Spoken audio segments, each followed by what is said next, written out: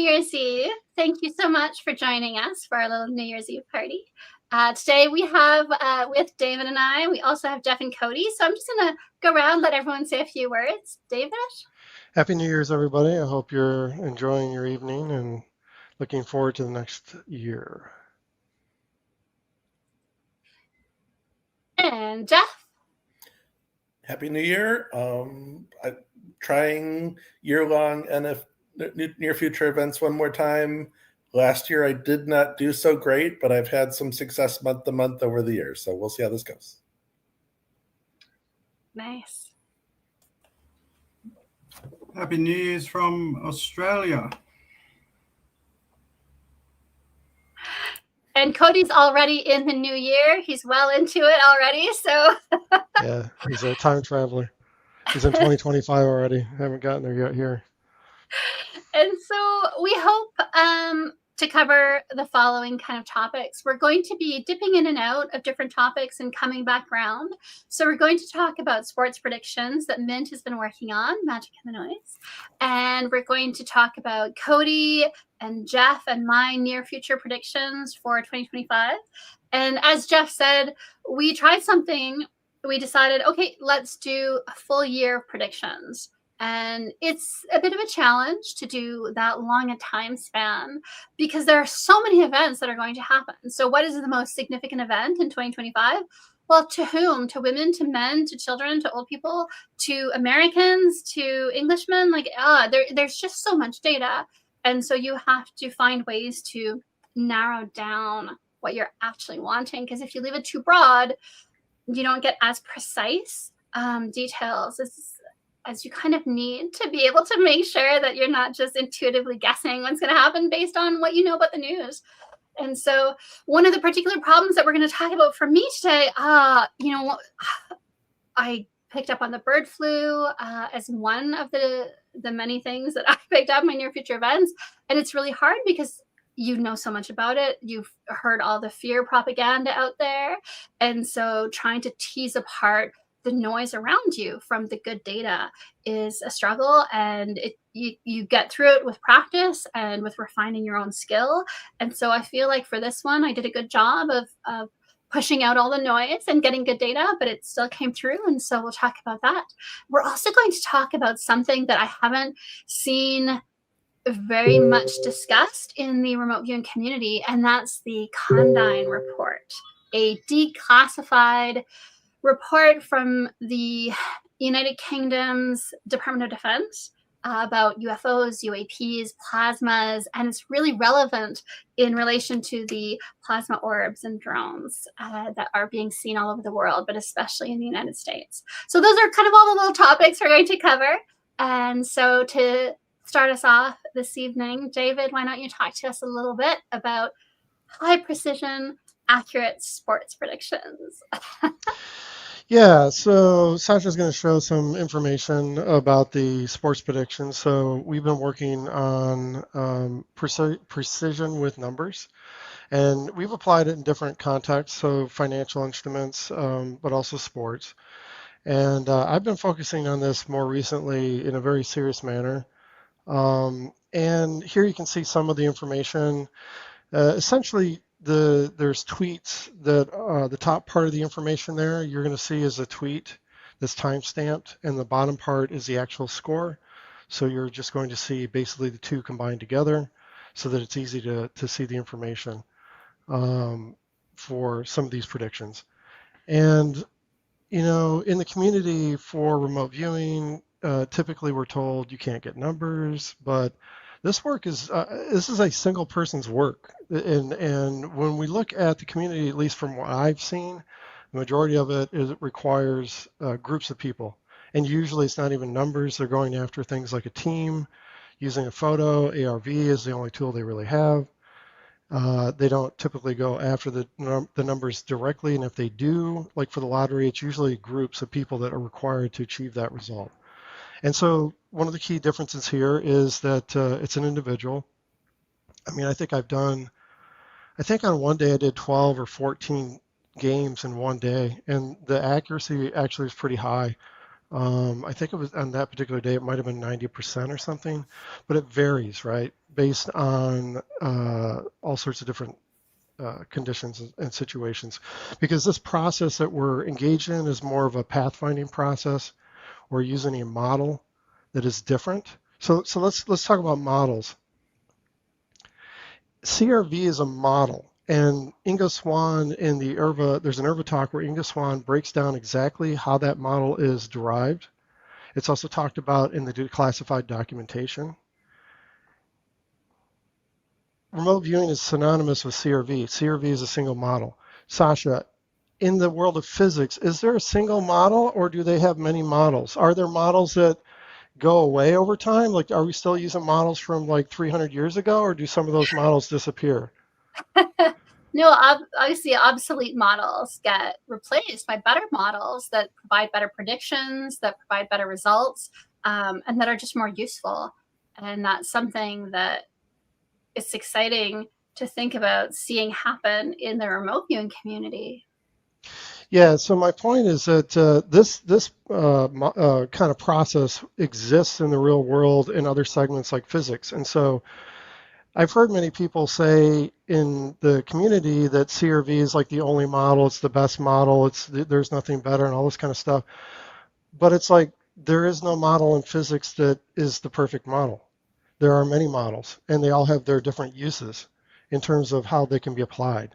So I think it's a bit silly perhaps to try to adopt a mindset that is different than you see actually happening out in the real world. So my point of this is to say that Sasha and I are using a completely different model. We are not using CRV. CRV is a process where they quantize, or basically they take tiny little fragments, little bits, little tiny bits. That's why you're doing all this little, texture stuff and back and forth, right?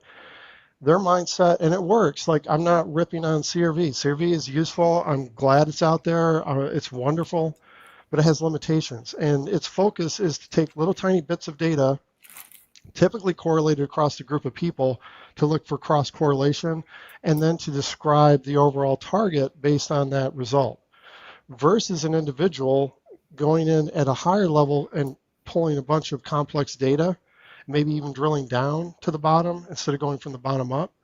So it's a different approach. Our approach is more of an ontological model where we, because of my experiences, spiritual psychic experiences, which are very diverse, it has shown me certain keys. And these keys are that we're part of a collective, that there is a source intelligence, that this is where you're deriving your information from. And we're looking at it more from a macro, micro perspective rather than going from the bottom up. We're kind of going across the broader spectrum, more holistic, and we're able to drill down as we don't have to start always at the bottom. So this is why you can do it with a single individual. So I guess that's about all I'll say in this, is that we're working on this and we continue to see improvements. It's things that I could articulate clearly to people, but I would have to show everything, and I don't really want to show the model.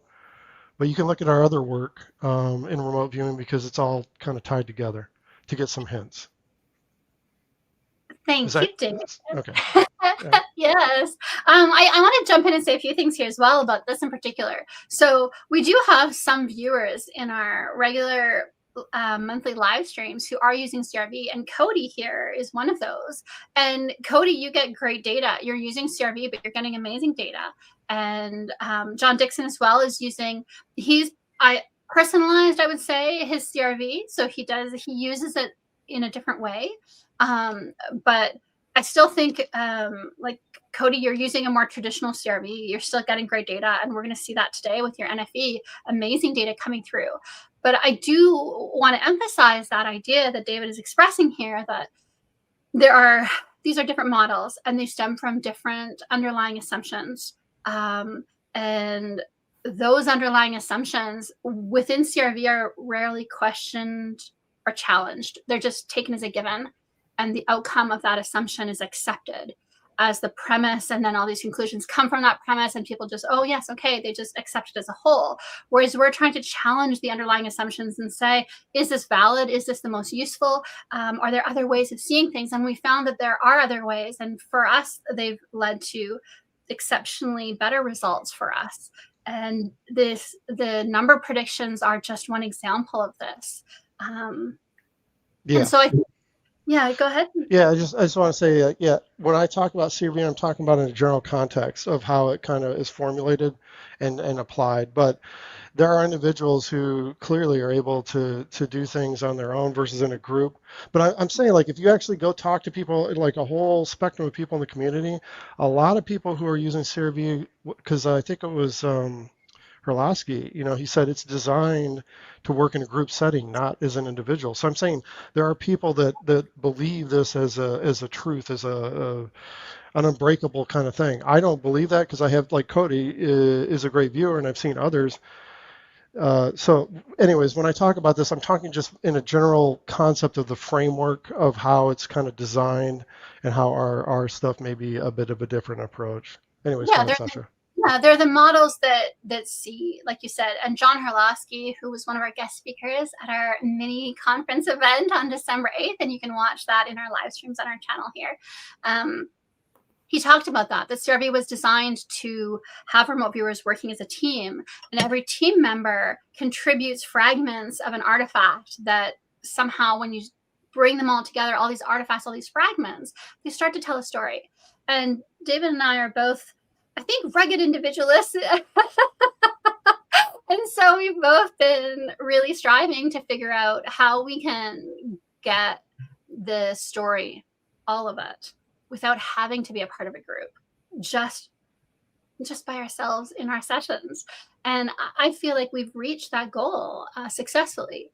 And so that's why, now I'm teaching my full spectrum illumination, and we're going to be teaching more different types of it in the spring for a broader audience. So that should be fun. And that's why we do the monthly live streams as well. We're trying to kind of share with the community just different remote viewing results, and trying to show, look, these remote viewers are high level. They're getting great data, and this is what remote viewing can look like. And one of the things that I've been thinking about, and this is, I should give a little nod to Glenn Wheaton from HRVG, because I often debated with him about the HRVG presenting fragments and wanting the viewers to be reliant on the group to produce the whole story. And in my live streams, I often present the data in ways that you see the fragments coming together, you see the correspondences, you see the coherence. But what I really should be doing, and I will be doing in the new year, is shifting the emphasis a little bit. And so when a viewer can capture the high level data in a more holistic way in his session, I want to highlight that. I want to show this to you, the community, and say, this is what can be done by one viewer. This is the story told. And I do in my live streams, I'll say, here's an example of this remote viewer, and he's basically just answered the tasking question. And I do that. But in my live streams, it's so embedded in showing everybody's data in pieces. And so that's something that we're going to focus on in the coming year, is showing you not just the pieces, but showing you the broader story. And that's why, we haven't produced as many videos in the last 6 months from David and I's work, because there's just so much work to do, and there's just the two of us doing it all. And I'm just very slow at editing. And so, but we will be putting out more and more of our results videos in the coming year as well, because we want you to see what an individual remote viewer can do, because it is amazing and it is inspiring, and it goes against the narrative that we're all taught that, oh, you need the group, oh, you can only bring back artifacts, or low level kind of gestalts. And so, yeah.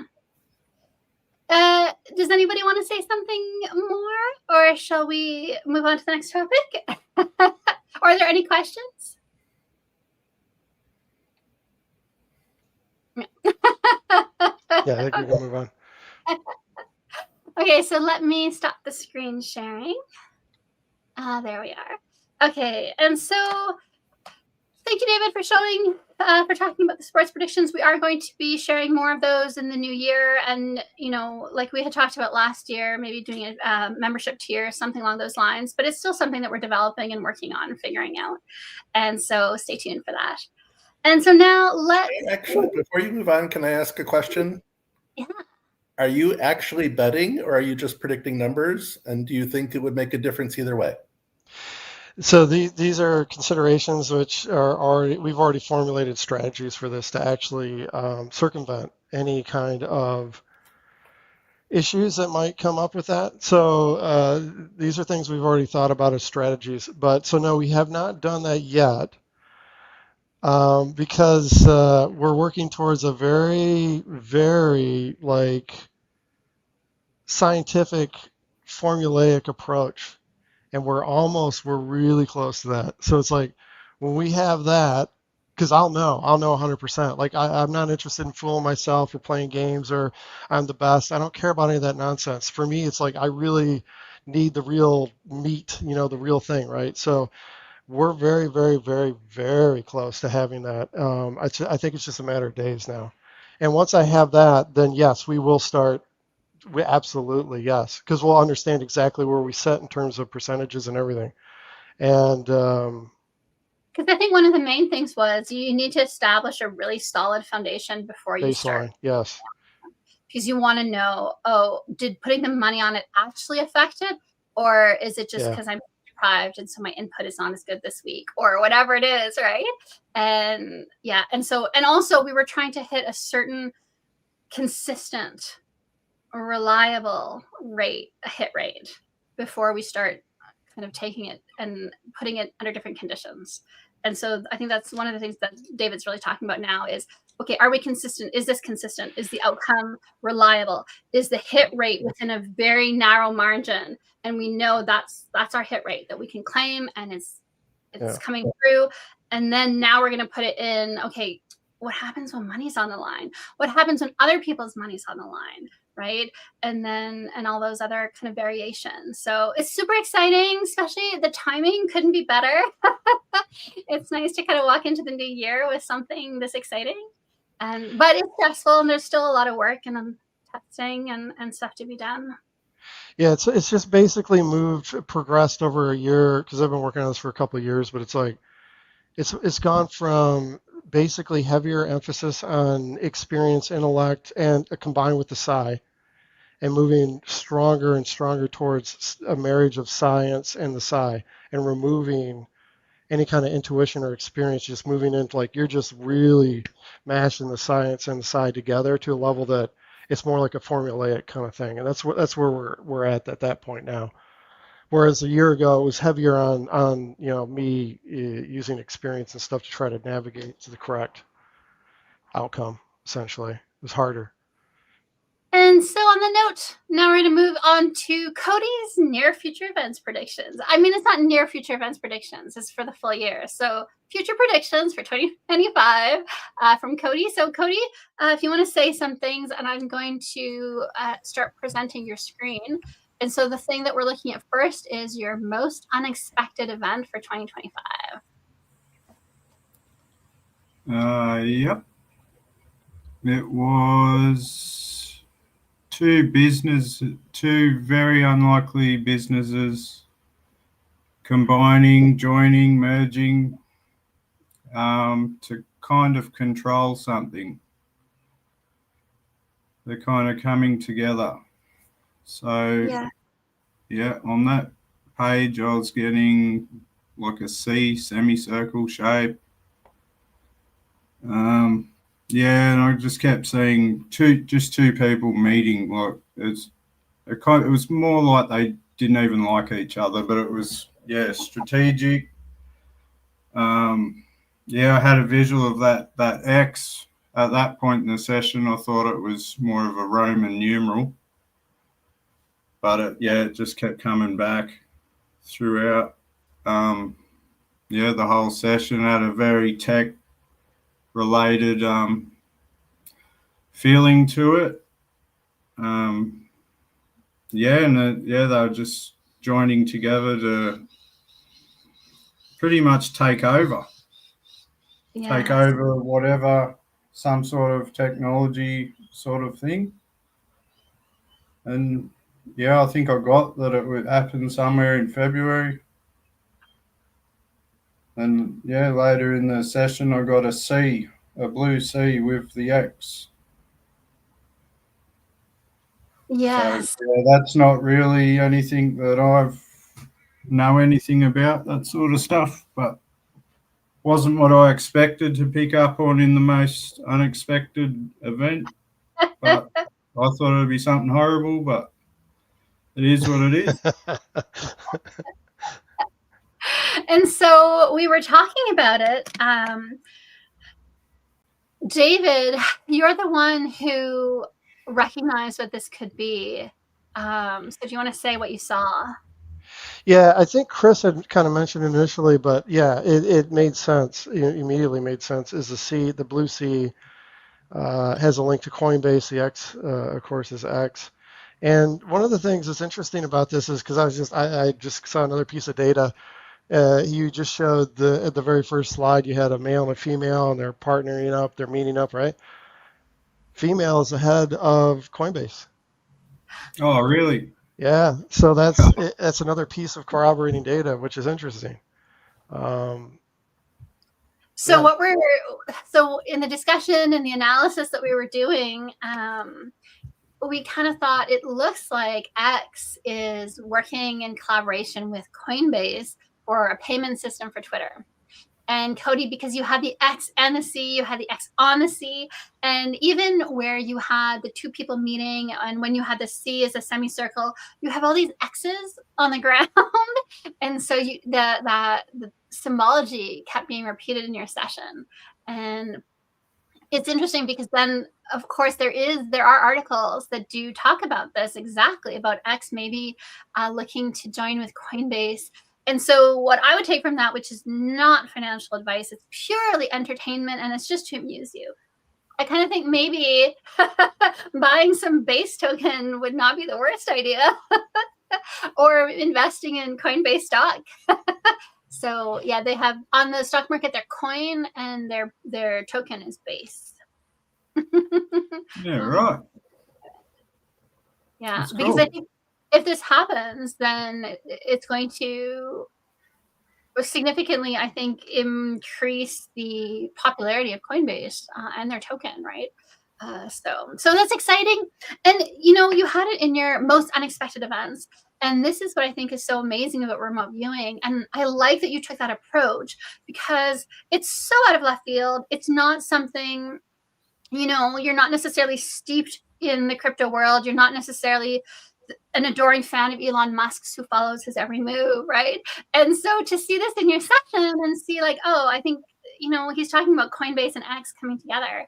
I think it has more interesting validity to me because it's so unexpected. And so the fact that you prompted yourself with that as your tasking, I think was excellent. I think that's a really good way of pushing through some of the noise and getting a prediction that maybe has a higher probability of actually coming true, if that makes sense. Yeah, definitely. Yeah. Wasn't what I expected, though. And Jeff, did you have any thoughts about this one?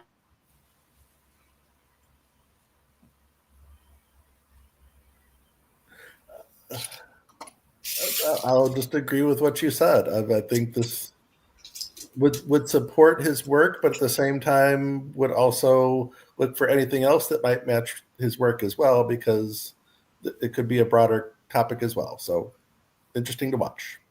That's a good point. Yeah, definitely. Yeah. So I'd like to see that. That was really interesting, really good data on your session. And so your session was very concise. I like that as well. Like we said, you do use CRV, but you don't necessarily give me pages and pages and pages of just adjectives that describe anything and everything. You're very good about really anchoring yourself in really specific higher level conceptual data and more tangible things. And I find that really helped your sessions. Yeah.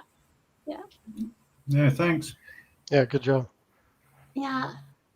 And so now, before we talk about the next future prediction, let's talk a little bit about the Condign report. And so this is something David, I think I excitedly sent you links to the other day because everybody's been talking about these orbs and the drones, and now there's a lot of people online that are talking about the possibility that these orbs are plasmoids. And Ashton Forbes, who is a YouTuber that I follow because I think his videos are interesting, his live streams, he has really good ideas. He was talking about the plasmoids and shared some information, and it rang a bell because I had read the Condign report. I mean, I've read it a couple times over the last 5 years and found it really interesting because there are two parts. There's the part where they go through UAP sightings, the effects of UAPs on humans, and the reports and which reports that they think are more likely to be something anomalous. And they talk about the different effects that can be caused by other things that seem to be mirroring the UFO contact phenomenon. And they talk about magnetic fields, electrical fields, electromagnetic fields. They talk about Persinger, who's someone that we've spoken about in some of our tips and tools videos on our Mint Unlisted channel, Magic in the Noise Unlisted, and on our Patreon. And then at the end of the report, page 416-ish, they also go through the experiences that people have when they are brought in close proximity to plasmas that are made in the lab. So these are artificial plasmas that scientists create, and then they bring poor people in to come and sit there close to these plasmas and document their experiences.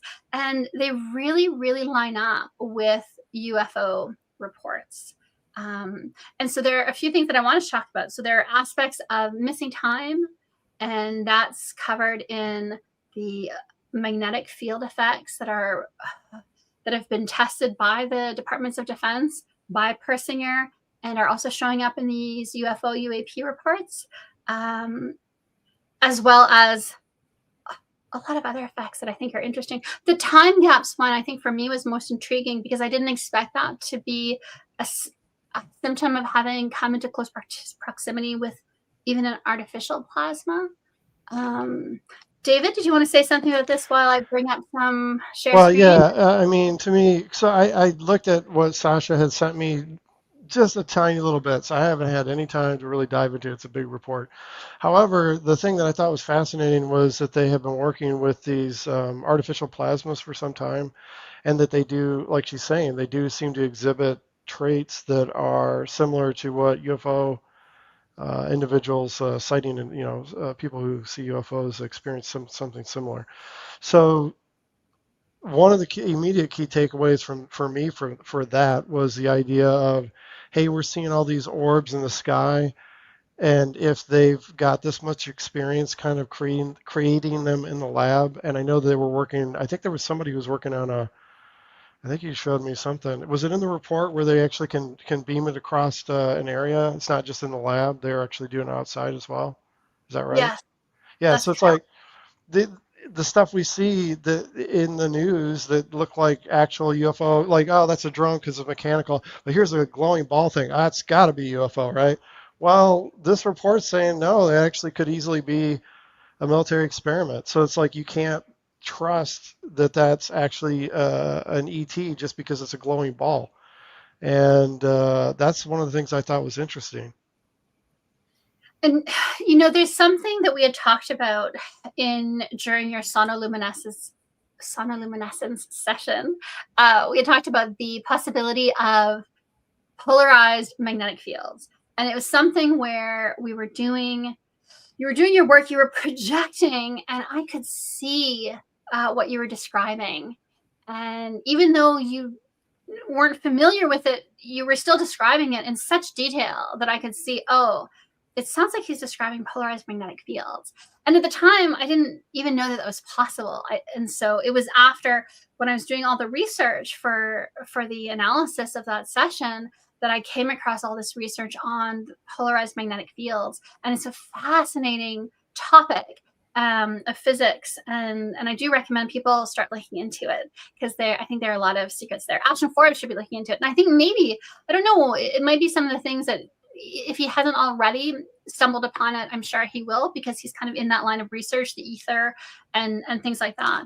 And so the fact that they do talk about the polarization of an electromagnetic field, and here they're talking about, okay, it's defined by the orientation of its electrical field to the horizon, but then they start talking about, okay, well, what happens if it's the magnetic field that is polarized? And so these are the kinds of things where, you know, we do these sessions independently, we come across these topics independently, and somehow there are all these synchronicities that start to tie things together in really delightful ways. And I think anyone who's done a certain level of remote viewing, you start seeing these weird connections. And so I think it's always very fascinating. So Cody and Jeff, if you have kind of started to experience those synchronicities or some of these effects where you're doing sessions and you think they're unrelated, sometimes they can be for a different tasker. And then you realize, oh, this finding or this discovery, this data point now feeds into this other session. That, right? I'd love for you guys to feel free to talk about it now, and I'll find the next slide to share. I'll think of a target and then it'll be on YouTube. Someone's already viewed it the next day. That's my synchronicity. Yeah. That's funny. Have you happened to notice any correlations with your session work over time, where maybe you see like certain sessions kind of connecting together? Yeah, I'll pick it. I'll do a session and then it'll remind me of one I've done before, and I'll think, oh shit, got to stop there, but something very similar, or I'll get the same feeling I had in another target, and it'll pop up, and they're normally the ones over time I've learned to rely on. It's something like that or something very similar to that. That's about all I get. I think that that's useful because you start to learn your symbols, you start to learn your representations of things, right? So then you know, oh, got this in that other session, I'm getting it here, and the symbology is kind of coming through similarly. So now you kind of know the next time, and I feel like you build on it, right? Because then you're more familiar with it, so you know more what to probe. When I would it gives you something good, like you can just go, what's the difference between that one and this one, and then you'll get a big download of stuff, and then that's how I approach it. Nice. When I get one. Yeah, that's great. Yeah, that's brilliant, actually. That's a good way of doing it. I used to get, when I did targets for Dick Allgaier when I was in HRVG, and he would give us these location ones, right? Find the treasure or find the person or whatever it was. And it took me a couple sessions to realize I would see these like large metallic flowers with a big metal pole, and it had something to do with location.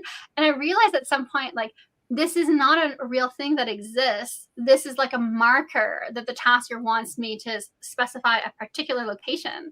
Because I was finding so the first time I spent so much mental energy trying to describe this thing before realizing, oh, it's pointing me to a location on a map.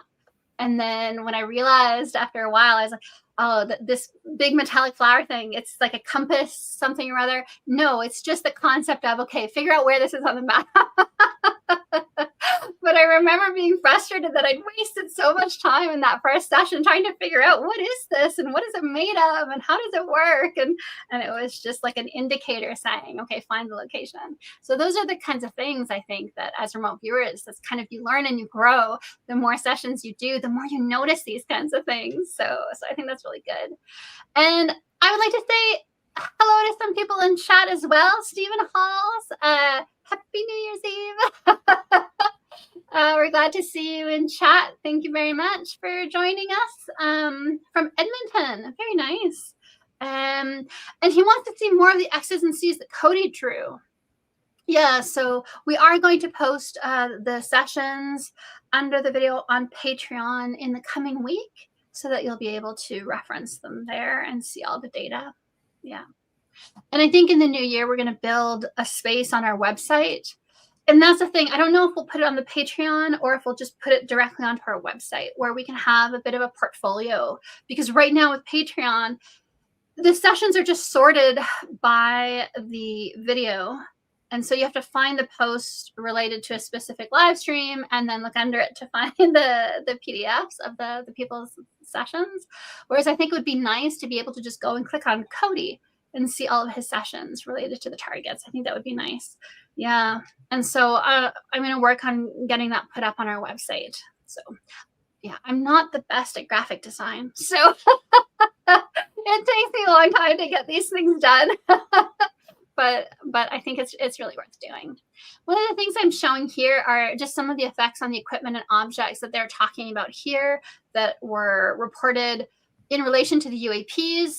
And then later in the report, they talk about these same effects being in relation or being seen in relation to man-made plasmas, right? And so metallic objects rising in temperature, magnetization of metals, car batteries overheating. They talk about, apparently France has a really good reporting on UAP sightings and contacts. So I thought that was really interesting. And I'll show a couple more maybe. Didn't you say that there was a slight difference between the two? Like there were many overlapping aspects, but there was a key aspect that was different? Yes, there was. But Between, can I remember it? oh, okay, go ahead. Or can you remember it? I remember what it was though. I think it was one of them was like short-term memory loss and one was long-term memory loss. Was that it? Yeah. Okay. Let me move to. So there's a little bit about the sound. The people hear when they're close to UAPs, and oops. Here's. Are you still seeing my screen? Yes. Can I make it bigger? Yeah, unclear. No, it's no. Yep. Yep. So, it's not certain that the radiation fields are conventional and electromagnetic in nature. And so what they're saying here is the humans know about the electrical field, the magnetic field, the electromagnetic field, and then they speculate about like the Higgs field, things like this. But what they're admitting to here is that it looks like it's something else. It's another kind of field. That's something that we've talked about in our lightning session, my lightning session, and the sonoluminescence session of David, that idea of the ether field. And it looks like they're hinting at that, but they don't want to say it outright.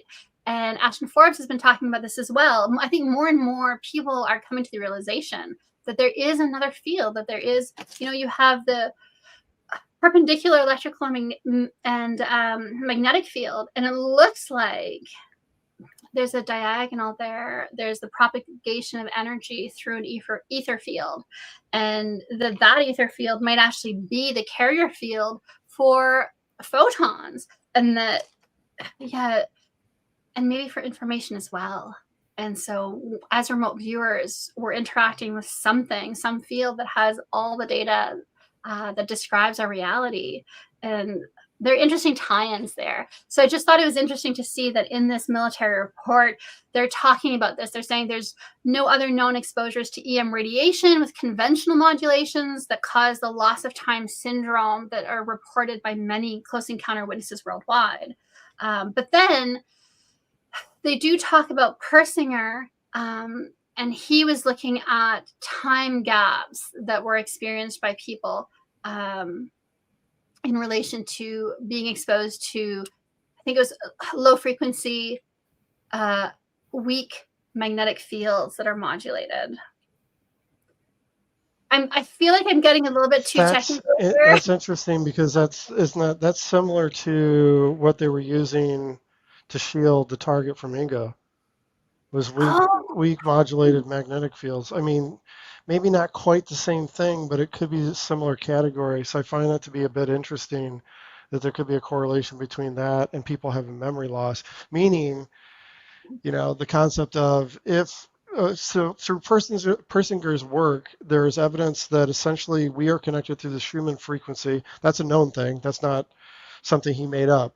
But through his observation of Ingo Swann under study when he was remote viewing and getting hits, he found that I think it was the right side back part of his brain lit up when he was getting good data.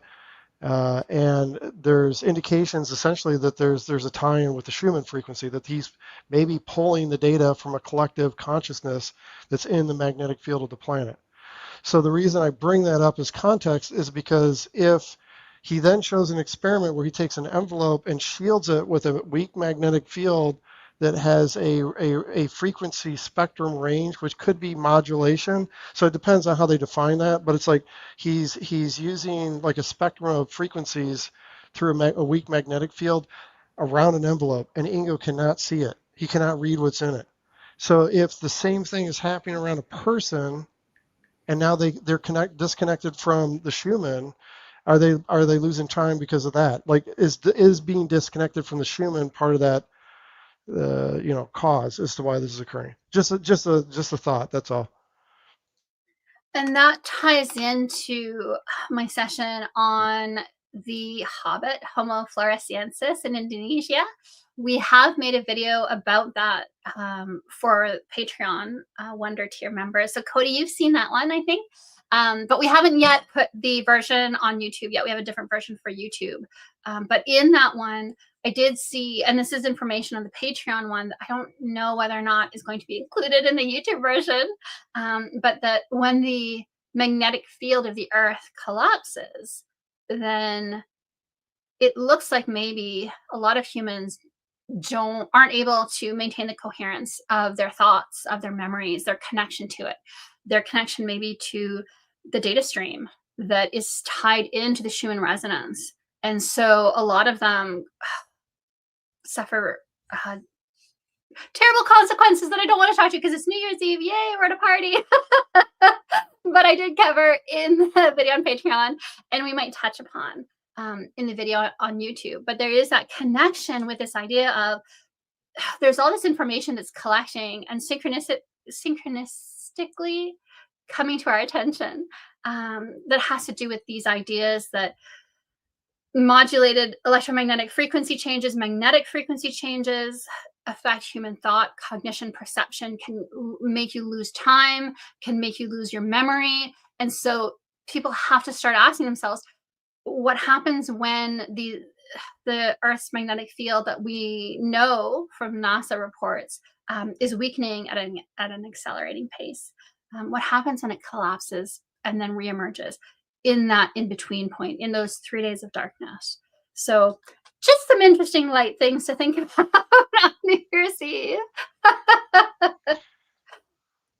So the difference, and because I don't think you had mentioned it, the difference then between somebody experiencing a UFO event and having missing time and somebody who was experimented on in a lab with a plasma or this type of field was that the people with the UFO had, I think you said, had a longer period, much longer period of time where they couldn't, missing time, don't know what happened. But the one in the lab, it's like maybe it's a few days and then all of a sudden they could remember. Is that what it was? It was shorter gaps in time, and yes, they eventually their memory came back. Whereas with the UAP reports, it's large gaps in their timeline, and the memories don't come back, or maybe under hypnotic regression. But I don't know how much faith we put in that. So yeah, that's right. Any comments from Jeff and Cody about that before we move on to a different topic? No. Jeff, did you want to say something? Not on that one, though. Okay, so what should we move forward to next, David? Oh, Jeff. Yes. Jeff. Yeah. Jeff Okay, session. Jeff. Did you want to talk about?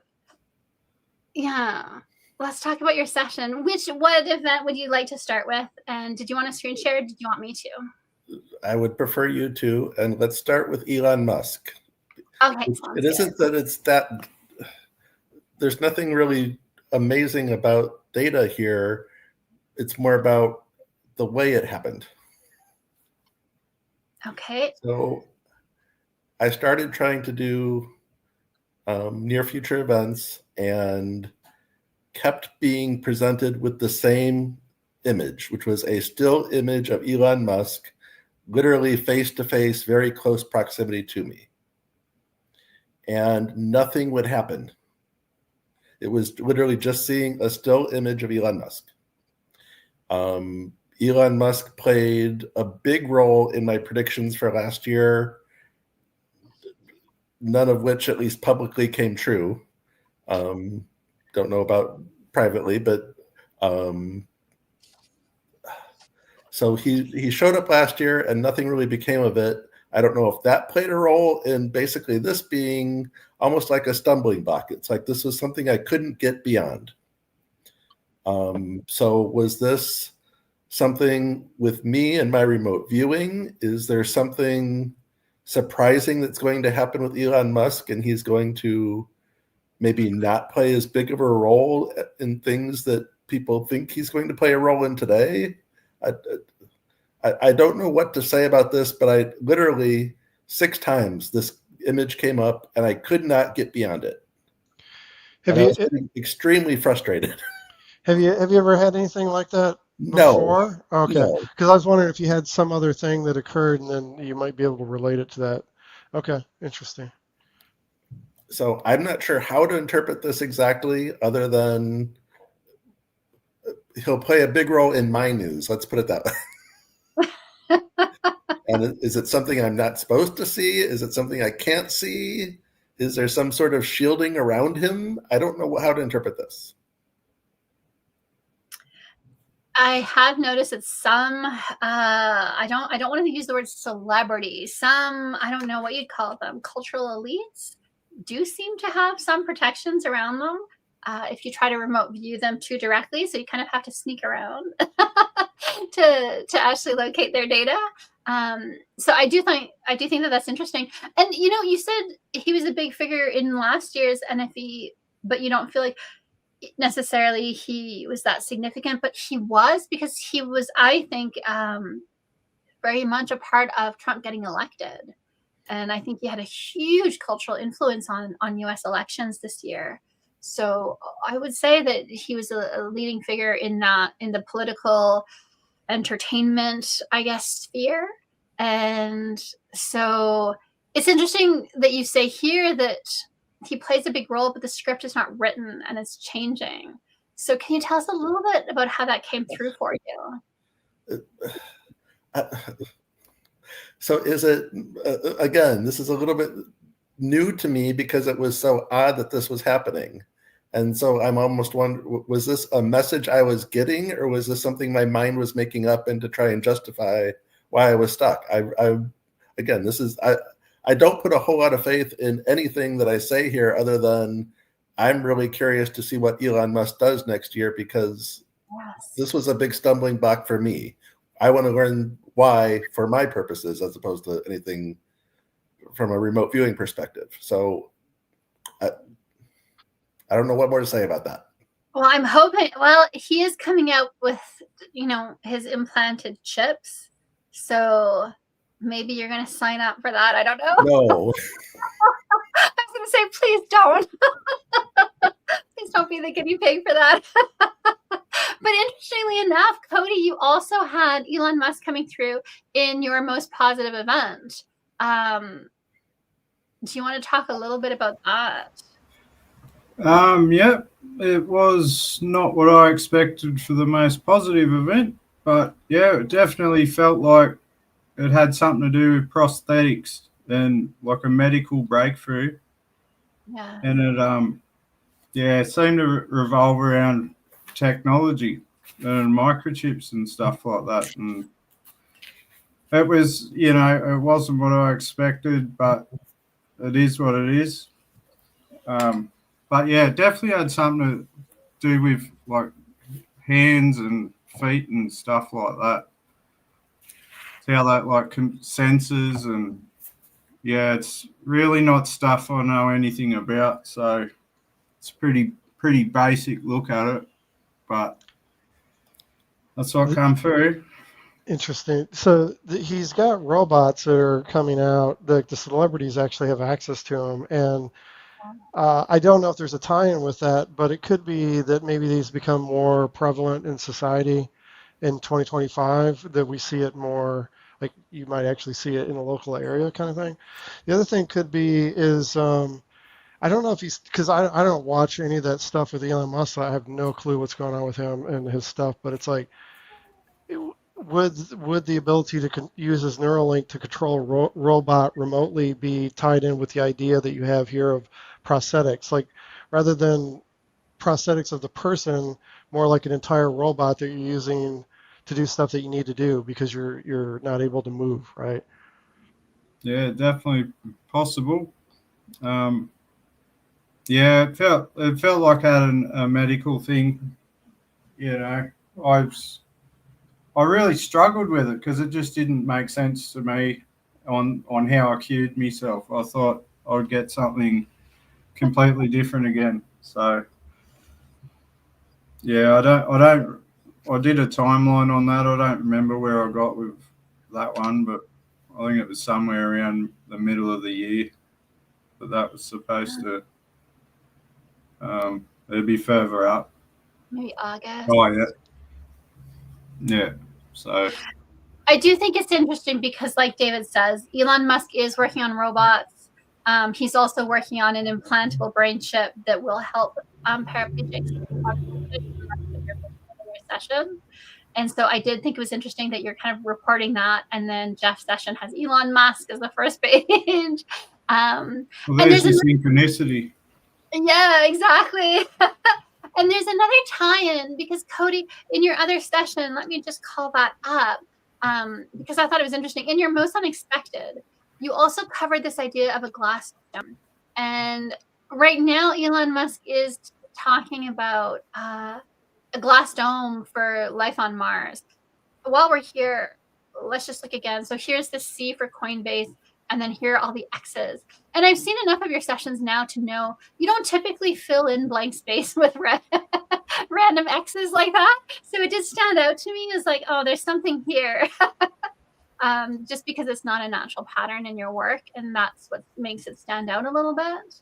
I do feel like that was a really strong connection and even here where you have Tesla technology, I do see that as tying into Musk.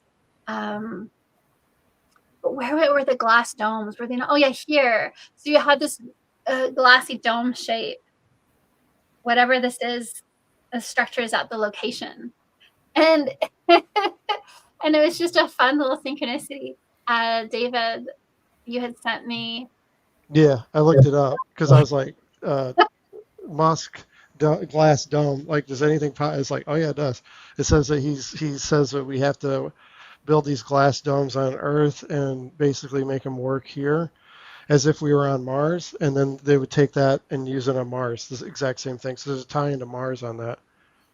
Oops. Yeah, right. Yes. So I just, and you probably don't follow, like you said, I don't think you follow me either, so you probably don't know this either. So it's interesting that you picked up on this. Yeah, well. Yeah, I thought that was really cool. Just a nice little feedback there.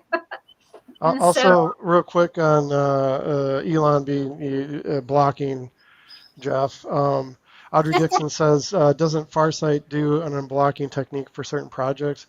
I think you're more familiar with them, Sasha. Do you know about that? The unblocking for the for the Farsight. No, I don't think I do, but I do know that there are different ways to get around. One of the ways, and interesting because John Dixon, I just commented on this on a Facebook post in relation to his session he did for John Adams about the orbs and drones recently. He had a nice little retasking for himself, and I like the wording of it. He kind of came across this thing that had some kind of a defense mechanism so that remote viewers couldn't remote view what was inside. And so he basically tasked himself with saying, okay, well, what is inside that the defense mechanism is preventing me from seeing, or there's something along those lines. Anyway, I'm on the spot now and I'm having sparkling wine, so I can't pinpoint it exactly, but it was something along those lines.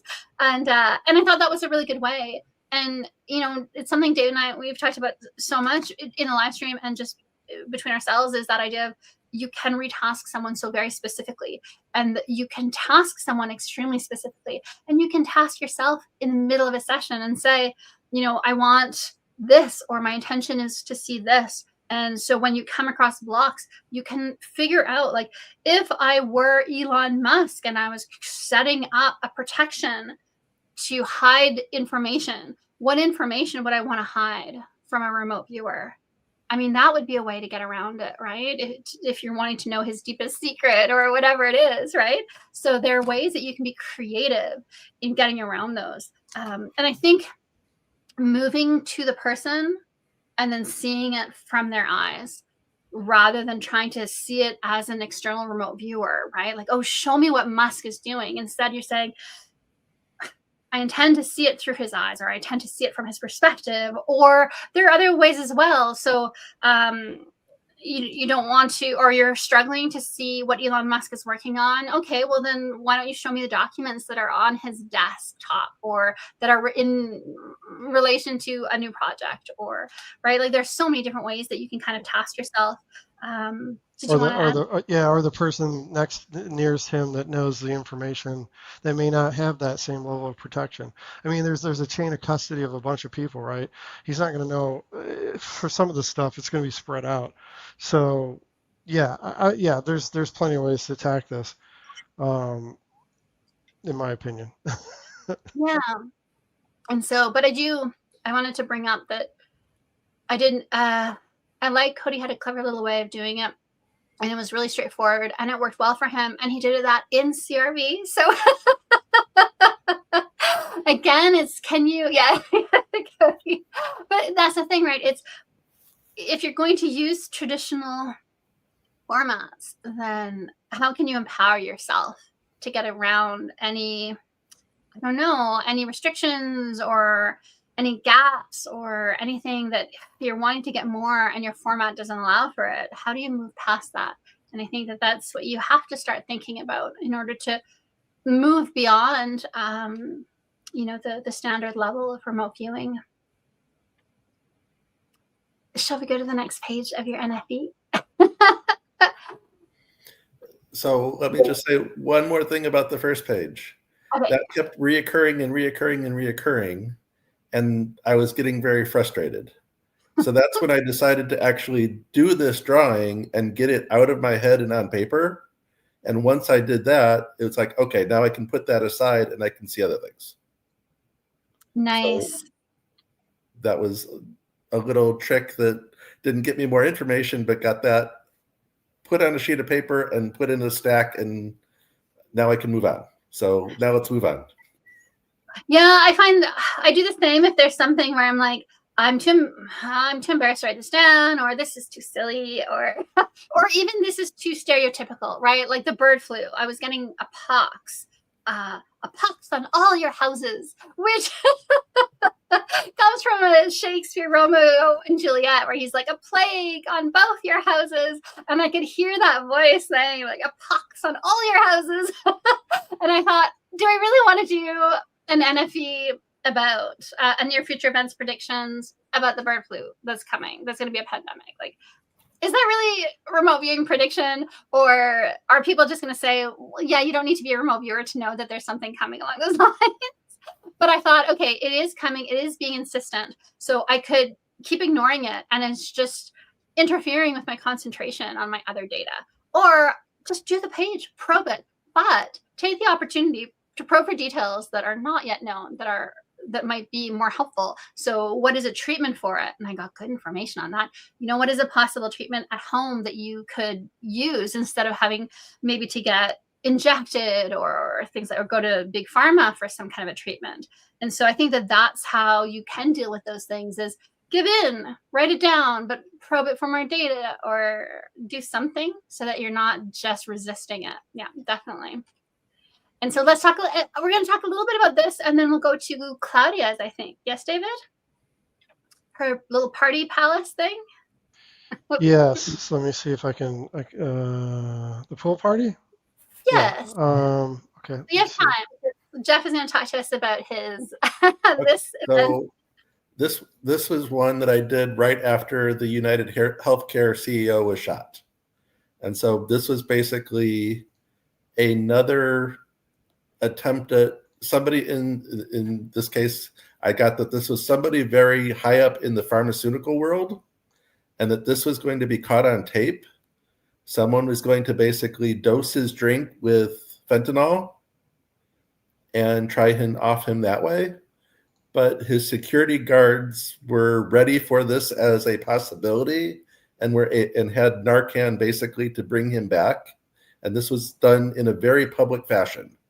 So it was essentially a sort of copycat in a way, but another attempted, I'll say, assassination of somebody very public in the pharmaceutical world that will fail.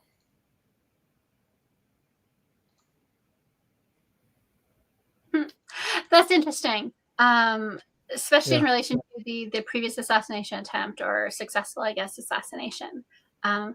When I saw this, I won't say it now because I saw your sketch and I thought, oh, that looks like someone who is a public figure and who could, maybe be targeted in this way. But I'm glad that you're saying that it's specifically someone who is a business leader in the pharmaceutical industry and not just some other kind of figure. That's what I got, and that's how this whole session started, actually. Okay, good. Pharmaceutical person. Yeah. I'm glad to see that. Yeah, so I think that's an interesting one we'll keep our eyes open for, because it should be pretty easy to get feedback on that. Like you said, if it's a public event. Mm-hmm.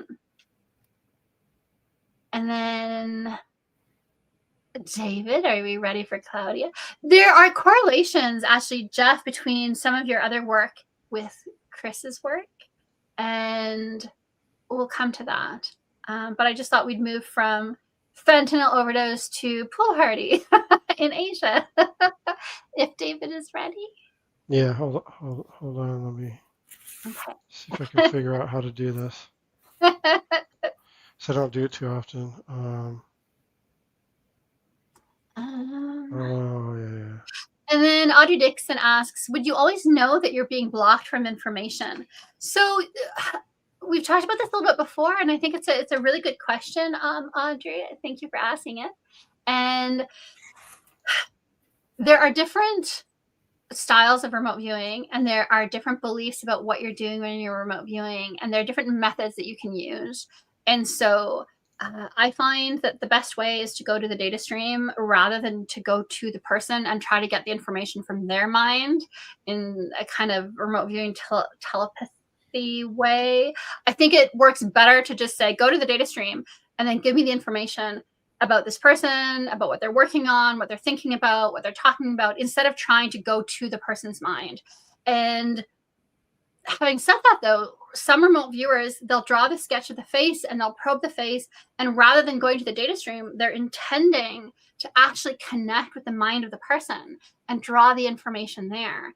And I think that's where the blocking, if you're going to encounter it, is going to be at the person, right? And so if you're trying to sketch the face, probe the person, try to get into their mind, get into their subconscious, that's where you're more likely to encounter a block.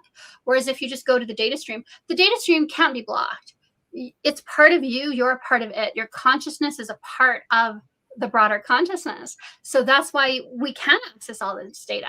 And it's why you can feel like you're moving outward to the data stream to bring the data back, or you can feel like you're going inward into yourself for the data and bringing the data out, because it's around you, it's in you, it's passing through you, it's the ether field, if you want to think of it in those terms. But and you can't, in the same way, you can't be blocked from the underlying consciousness of this reality, because your consciousness is a direct part of it.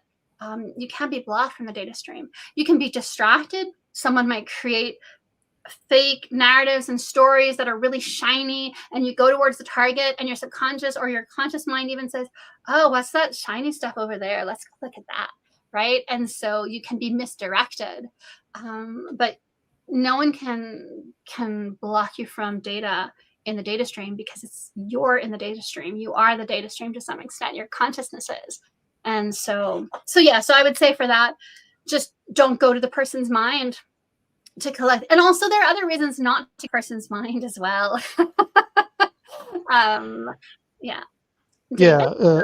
Just to add to that, in terms of do you always know when you're being blocked? Well, if you can't get the information, then that's a clue, right? But if you're misdirected, then it may not be clear to you that you've been misdirected. So it depends, I think, on the viewer and what kinds of techniques, because there's different techniques that can be used. Okay, so the pool party. I had the idea. Oh, can you see it? Yes. All right, here we go. Here in May, June, I saw a big hotel in an Asian city where a lot of young people were having a party on a rooftop, and there was a problem with the swimming pool chloride. So I really felt myself grasping for air, and there were toxic fumes. So it was not a very nice sight. So let's hope it won't happen. Nice. Thank you, David. That was good. I forgot to wear my little ornament that I was wearing in that video. So that was the video that David and I pre-recorded with Claudia and Chris, because it's, I don't know, 4 or 5 a.m. for them right now. And that was Claudia talking about her pool party session. And so I will put up a screen grab of that. I do wonder, though, I mean, that I think that there's, I don't know, a nice little connection there for people if they want to do a bit of a stretch with some of the party data. But I wouldn't necessarily go that far. I'm babbling a little bit because I'm trying to find that that image. So feel free to talk, to say a few things while I try to pull that up. So what do you think, Jeff? Is 2025 going to be awesome sauce, or is it going to be just tragic? So one of my other events, it was something that seemed to be intended to be tragic, but it brings people together in a very unexpected way. I think it's going to be a great year. I don't know about financially, but from a human perspective, it will be a great year. Are we going to switch over to specialized UFO currency? Is that what's going to happen in 2025 with all the drones and everything? beta dollars or something, or Pleiades, whatever. Could be blue shells. Who knows? Yeah.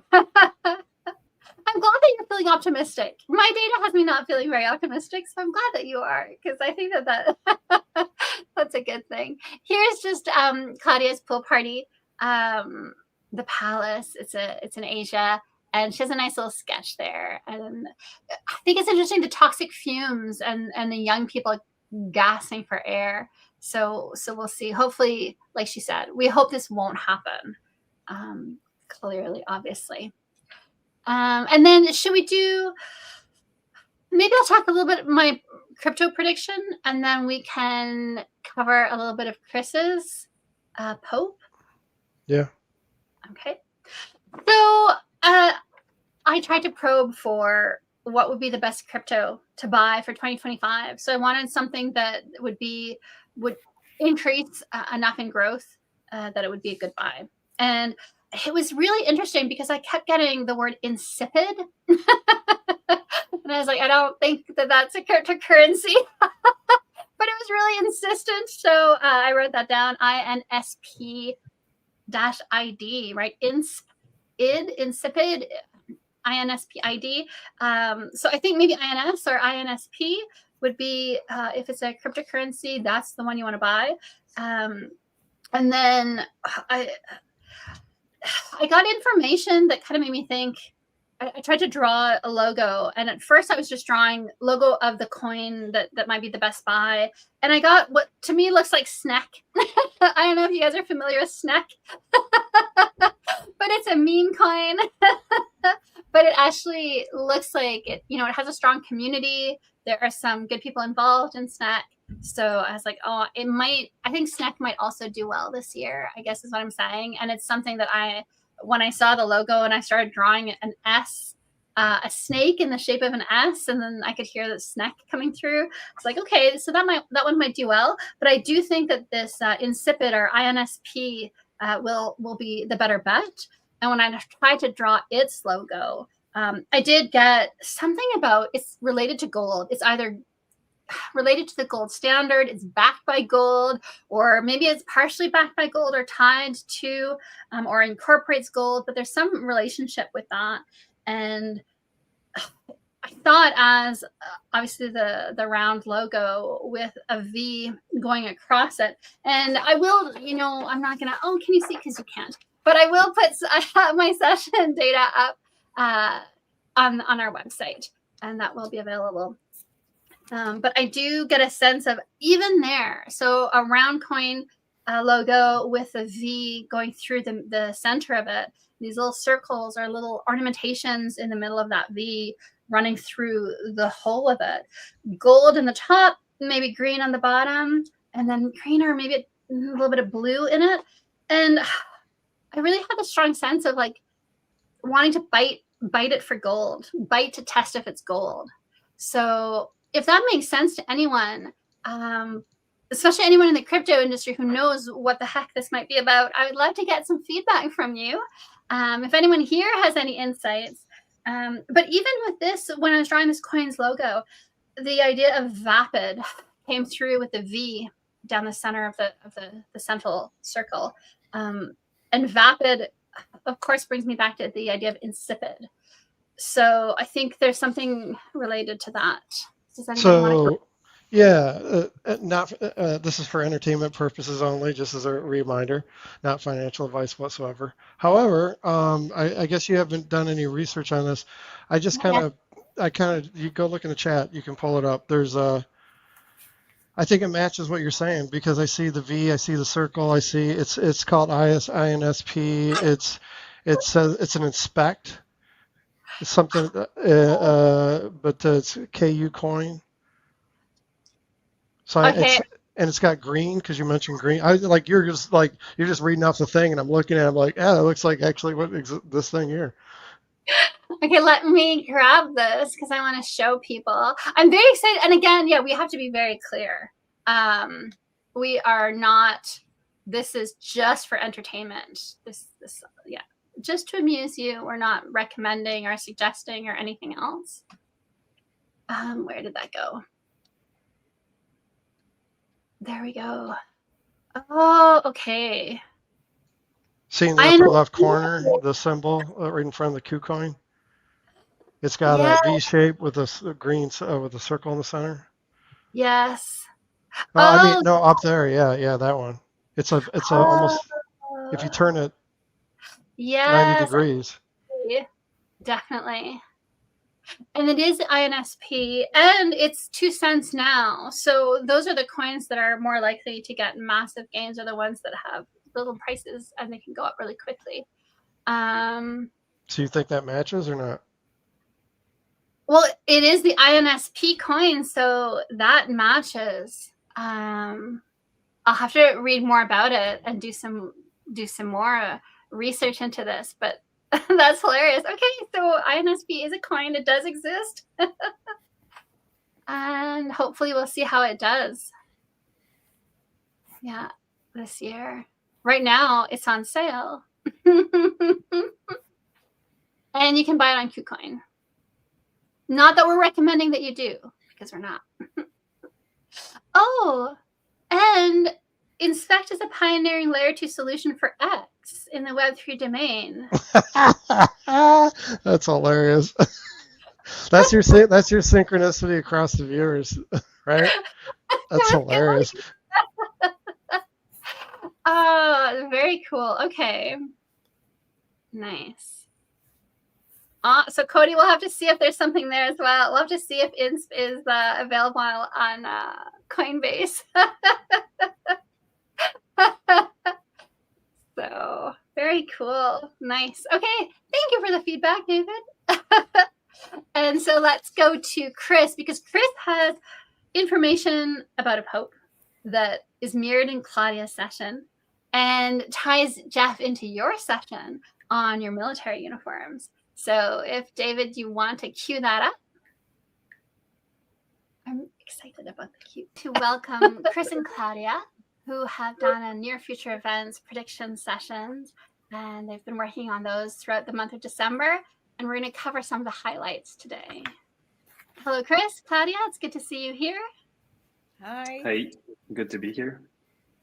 And so let's start. Yes, that's right. Happy New Year. And so, Chris, let's start with you. Do you want to talk a little bit about what you saw in your session? Yep, sure. So I did my session on the 12th of December. And so basically in my session, it started directly with visuals of crosses, Christian crosses. So I directly had an idea of a major scandal linked to the church somehow. So something that was unethical and that was going to be put in the spotlight, something related to illegal practices. And that it will bring some clarity to some history that we have today. So something that will be revealed on some practices of the church that happened in the past. So it's not something that, from what I perceived, it's not something that they did now. It's just something that's going to be revealed now on things from the past. So the general feeling I got was that there was a flowing idea that was going unnoticed for a long time. So it's just like I just said, it's not even something that was done in the past 5 years. It's something that has been ongoing for a very long time, so probably decades. And it's a misdeed that has been done and that has been hidden for a very long time. And what I saw is that there's really going to be, it's going to be the church, the Christian church, that's going to be put on the spotlight, but there's going to be someone in the specific that's going to be put on the spotlight. Even though it's the wrongdoing of a lot of different people, there's going to be one not spokesperson, but unfortunately for that person, he will be the person to blame. It will be a male. I got some visuals of somebody that looks like Pope Francis, so the current Pope. So I don't want to advance myself too much on saying it is going to be Pope Francis, but it is somebody high ranked with the general attire. So I drew a small sketch of someone that looks like Pope Francis, so with the hat that he usually has and some of the white and red clothes that he has. I got from there a sense of that person being exposed and being put on the spotlight, and a sense of fleeing. So I think that if this happens, that person will kind of disappear, whatever that means. But what I perceived was more that that person will kind of run away and kind of try to disappear. So they're trying to protect themselves because all the blame is going to be put on them. And even though they are responsible, they're not the only responsible. And I got the idea that it was going to be the end of an era of some type. And unfortunately also that people have or will get hurt. And maybe the last thing worth mentioning is it has to do with money.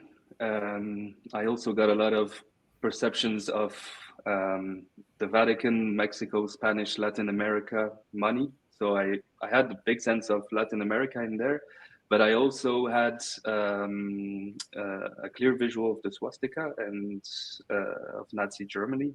So it seems that it can be linked to something that started or happened also during the time of the Second World War with Nazi Germany, which could make sense with the link to Latin America with Operation Paperclip, etc. So in terms of yeah. So Chris, just a quick question. So you mentioned the currency, right, of the countries there. Do you think that this event is maybe in tandem with a separate event in time? Like there's two events kind of happening, they're overlapping, or do you think there's a direct correlation between the two events for that? I think that it's something that has already been talked about or that people have suspected, but that there's only the tip of the iceberg that could have been out. That's kind of the feeling I got, and that there you will really get irrefutable proof of the scandal, so of the wrongdoing. So yeah, like I said, it's something that's been going on for a long time, and here it's really just going to be really exposed, and it will be kind of a soap opera on TV, because it will not be all at once, because the person and of course the church, I guess, will try to defend themselves, but it will eventually be shown as real and as exposed. So I really got this idea of the church, but maybe it's my interpretation of something religious. So it could as well be some other of the major religions in the world, I guess. But yeah. One of the things I thought was interesting was you're making the link between the Vatican and South America, like you said, Argentina, and then the swastika. And I know that there are theories that have been maybe repopularized in the last couple of years about Hitler going to South America and surviving there. And I know that the current Pope comes from South America, and he was an activist communist. And so I wonder if there's some kind of a relationship there.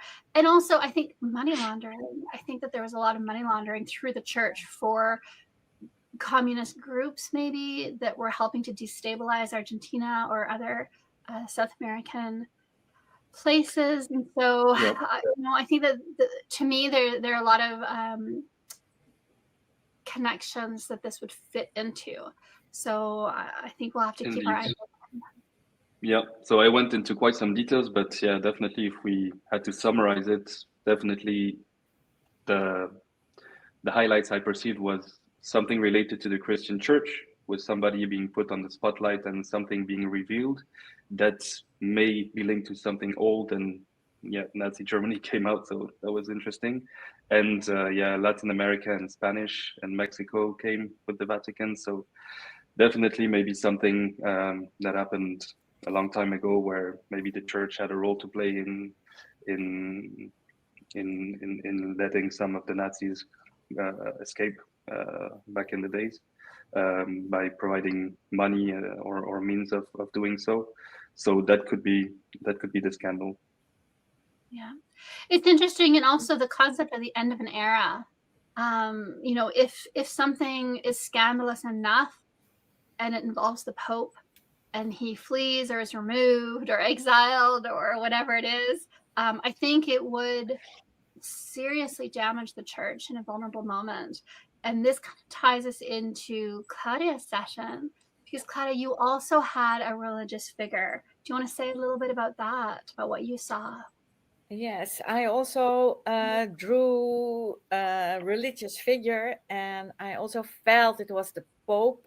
I briefly thought the Dalai Lama, but I saw really a shift in a religion, something big moving.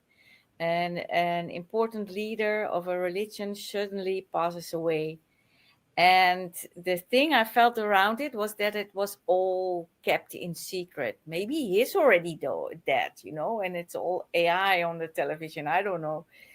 And but it was a very strong awkward feeling that something was shifting there. So maybe they have now opened these 5, or are going to open these 5 portals.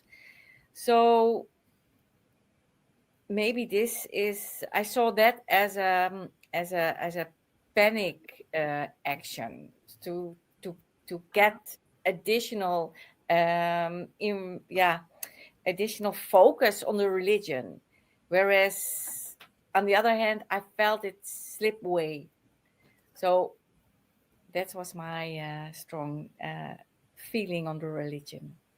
So there's that same connection there with Chris feeling the end of an era. One of the things you brought up, the 5 doors that they're opening to celebrate the Jubilee. I think, Chris, you were mentioning earlier and off air, and it's something you brought up in our last live stream, that when you were working your NFE and you saw the feedback for the December target for the live stream, which was the Vatican's chronovisor, that you felt like, oh, there's an interesting connection here.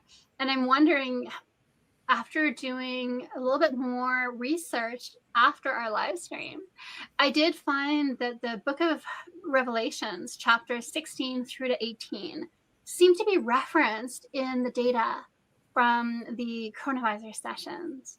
And I'm wondering, Claudia, when you're talking about the opening of the doors, I'm wondering if this is representative of the seals, because the interpretation that I see for the Book of Revelation from your sessions is bringing us to the sixth seal, I think, the sixth bowl. That's the of. Let me rephrase that. The sixth bowl of Revelation that's covered in that chapter, and that's where we seem to be. And the next thing that comes just pushes us that much closer to the apocalypse. And so I thought that that was an interesting insight into maybe the apocalypse has more to do with the end of the church rather than the end of the world. That would maybe match more what Chris seems to be suggesting. And so then it also makes sense for why we'd see the five doors that the Pope is opening that you're mentioning, Claudia, and then Chris sees that end of an era. That's it. You're muted. I was kind of babbling off a little bit there at the end of that clip. Well, I think it was a good point, so it was good to include it. Yes, yeah. One of the things I thought was interesting is, Jeff, I'm going to show your page, but you had the military dress in red and white. And in Chris's session, he also showed his Pope in red and white. And so I will bring that up while, David, you MC the conversation, and you guys can talk about what Chris and Claudia just said. I'm sorry, what was it? I wasn't clear. Apology. What is it you need from me? It's all good. So what I'll do now is I will just share, because I think people might be curious to see the correlations for the Pope data, because it was interesting between Claudia and Chris, but also we're going to see after this slide that Jeff has the military men in the red and white uniforms of the British. I think it actually ties into Chris's compelling data for him that the Pope was wearing red and white. And so we did, while we were talking with Chris and Claudia during the pre-recorded clip, share all the sessions so that they could see what we would be talking about tonight while they were fast asleep. And Chris did pick that up in your session, Jeff, and we thought that was an interesting connection. So here you can see both Chris and Claudia drew the Pope with the same kind of little hat. So that was, it's an interesting little detail that comes through in both. And they're both not sure if it is the Pope, but it feels like a leader of a religion. And so I think we should keep that in mind as well. But here you can see, Jeff, that Chris is mentioning the white and red of what he's wearing. And then Chris had a lot of information about some of the details. And like we said earlier, we are going to post his session on our Patreon and on our website at some point as well. This I thought was interesting for me, particularly the shape on the bottom, where he's talking about someone is trying to protect themselves or someone. There's this idea of defense and walls, and the truth will eventually come out with irrefutable evidence.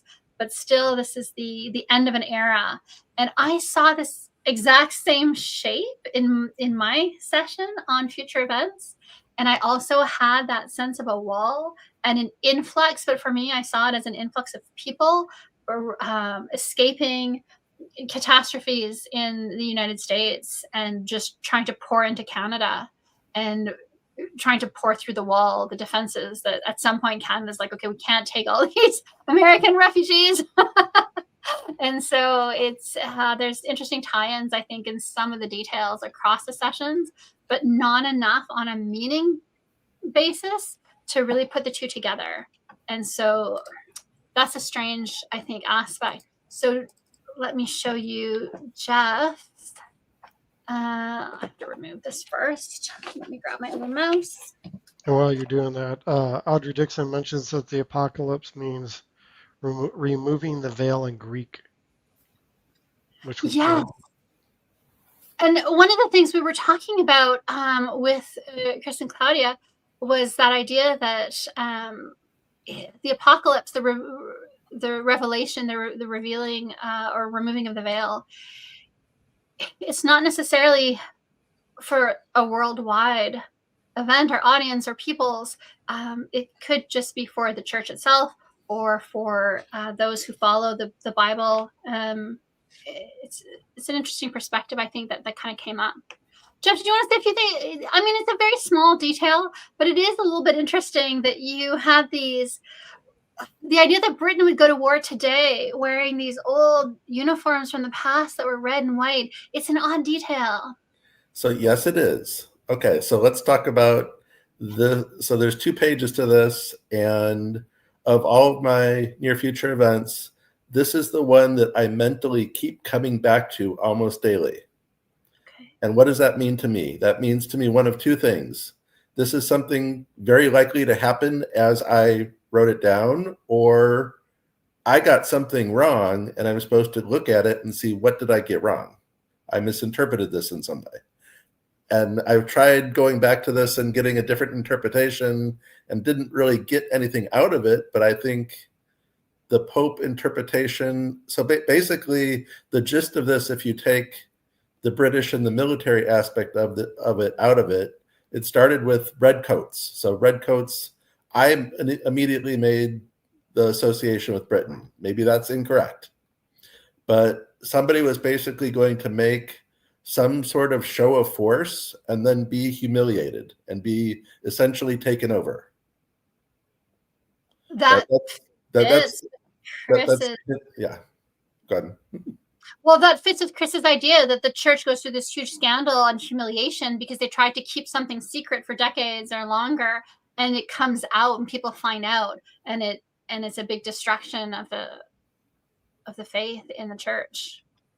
So my interpretation was a little bit different in that it was actually a warship that was making a very strong military presence, and it was basically taken over, and the soldiers were thrown into the bay. So, is there water near the Vatican? Yes, there is, but also it's a warship, and then to me, especially when you say it, it sounds like a warship. And the Vatican is its own nation state. And so if you throw the Pope out of the Vatican, if you remove him from his role, you're essentially pushing him off the ship, right? And I think people in chat, if you have information about the American Freemen, they talk about what is it? The law of the United States as being like there's the law of the land and there's the law of the sea. Does anybody know where I'm going with this? Because if not, I'll just stop here. No, okay, I'll just stop. You're talking about, I've been distracted by chat, but are you talking about maritime law? Yes, maritime law and the admiralty or something. But I think in the United States that the court acts as under maritime law or something. I've seen something about this where, and so if you throw someone out of the ship, out of the court or out of the legal system, and if you're talking about the Pope, then if he's being removed from his position, I don't know. I'm just being playful. I think that no, I think that's right. I think it would be removal from the country, which is the equivalent conceptually of a ship. Right. So a little bit of playful analysis is New Year's Eve. Cody, do you have any insights that you'd like to share? No, but if this happens, that'll be massive. Yes. That'll be huge if something like that happens.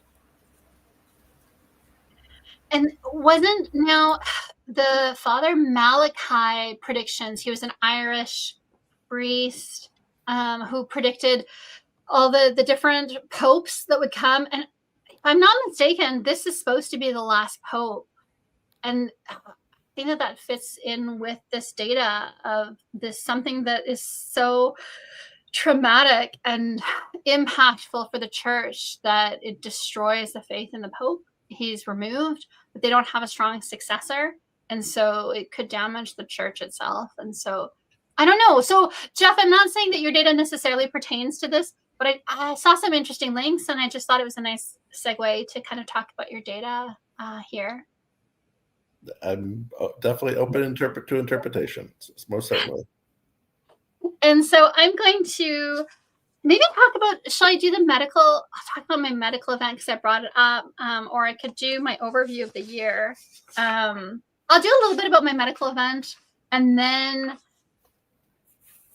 Chris, David, what was the next thing for Chris and Claudia? It kind of ties into this a little bit, I think. Middle East. Middle East, yes. Because Jeff, you had the Middle East in your session, and so did Claudia. And Cody and Jeff, feel free to jump in when I'm talking about my data or analysis or whatever else. Yes, David? Also, Happy New Year's to Troubled Minds, who's in chat. Oh, hello, Mike Strange. It's great to see you here. I had meant to invite you guys in the Discord. I didn't get around to it. It's been a busy day.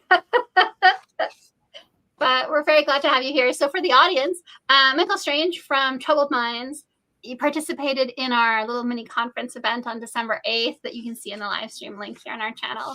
And he did a great presentation. He brought up John Lilly, who did really fascinating research on essentially remote viewing in like a deprivation tank, sensory deprivation tank, and had some really interesting findings. And it's someone, you know, he did talk about staged synchronicities that are planned by a higher order of intelligence, a group somehow that this researcher kind of had interactions with. And we've been talking about synchronicities tonight and how they happen the more you do remote viewing at a higher level. And I don't know, maybe it's the kind of remote viewing you do or the passion with which you do it. I'm not sure yet. But synchronicities do start to pop up more and more, and in more striking ways. And so that was a topic that I was really interested in. And I was glad that Michael Strange from Troubled Minds brought that up. So good to see you here. Okay, so I'm going to talk a little bit, I think, about my medical. Now, I want to say, you know, one of the things, Cody, and I mentioned this before, but I wanted, you can say something about it before I jump into mine. I liked that you asked for the positive event. There's so much negative, and also as humans we are tuned to notice the negative because you need to prepare for it. If something happy happens, wonderful, amazing, hopefully you can leverage it and get something out of it. But if something disastrous happens, you need to know as soon as possible before it happens so that you can prepare. And so we're always, our little antenna are always trying to figure out what is dangerous that's coming. And so when we do remote viewing for the future, we do tend to steer towards the negative. What are the catastrophes? What are the disasters, right? And we have to, I think, remember that it's valuable to give good news as well. And it's just as much evidence that you're psychic, that you have psychic ability, that you're an amazing remote viewer. If you can describe an amazingly positive event, like Cody, like you did with your prosthetics breakthrough. So do you want to say a little bit about that, Cody? Because I thought it was really well done. Yeah, to be honest, in December, like towards the end of the year, I was pretty burnt out, and I knew I'd go straight to a negative event, so I didn't want to. That's the reason I did it. I did so many targets last month. I didn't have the energy to do anything negative. Yeah. So that's why I cured myself with that. I think that was a really good move. Yeah, right? I agree. That's awesome. It's a great idea. Yeah. Because it is hard. You don't necessarily want to, you know, especially, you know, I was telling David the other day, you know, I set up, I have my beeswax candles, I have my little set up, I have my coffee, I have my paper, I have my pen, I have the light that I want to have, and I'm all set. And then this part of me says, do we really have to go into the submarine for 3 hours in silence, in loneliness, just me and the data? And it's probably going to be really kind of like, it may very well be negative.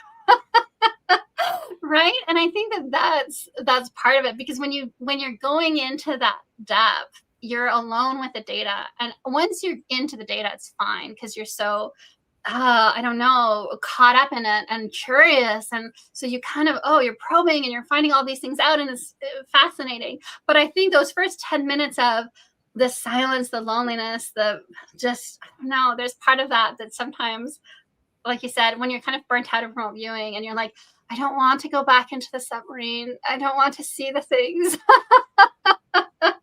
And especially some of the things that you see where you're like, oh, I don't think I want to know that. So I was very pleased to see your positive session. Yeah, for me, when I'm in the submarine, is in your lexicon or vernacular, I lose track of time. So it starts to become like one of these UFO events we were talking about before. People have missing time because it's like sometimes on some of those sessions where I go like really deep, it's like I look down and it was like 3 hours went by. And I'm like, what? Because it did not feel like 3 hours. It was weird. Um, I also want to mention that Audrey Dixon says prophecy of the popes states that this would be the last pope according to the prophecy of the papers published in 1595 by Benedict Monk Arnold, Wion. Okay. Thank you, Audrey. So yes, the prophecy of the popes. So it does seem like this is supposed to be the last pope. So I think some of this data might be lining up that this might be the year that the pope gets ousted, and maybe for whatever reason, if the people of the church are too angry and they reject whoever they try to put forward next, right? So what's supposed to happen after that? After they get rid of the Pope? I think it's the end of the world that comes next. Oh. I've watched Mad Max a few times. I'll be right. Yeah, because Australia. Yeah, that's cool. That's funny. Troll of Mine says, asks if any of one of you have remote viewed the oceanic space on Earth, like the Nemo, like I think like the deep underground stuff, underwater stuff. I haven't specifically been tasked that type of thing. Have you guys? No, neither have I. What about Cody, Jeff? No? No, but Michael, so on our website, sometime in February, remind me, David, we are going to, because I'm going to be creating a target pool for Full Spectrum Illumination alumni who have taken the training and want to keep up their practice. There's obviously the live stream targets every month, but if they want to do additional work, I want to have a target pool available for them.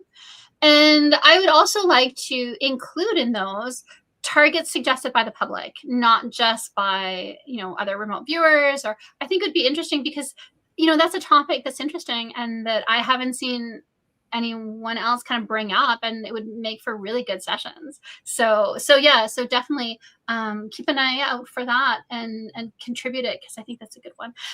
One of the things with remote viewing is that you do get better data if you're blind, and you can trust your data more if you're blind, and you can trust other people's data more if they're blind. Because if I know, there are some viewers that I know well enough that I can look at their work and I can tell, oh, this was done blind or this wasn't, or here are these markers of accuracy.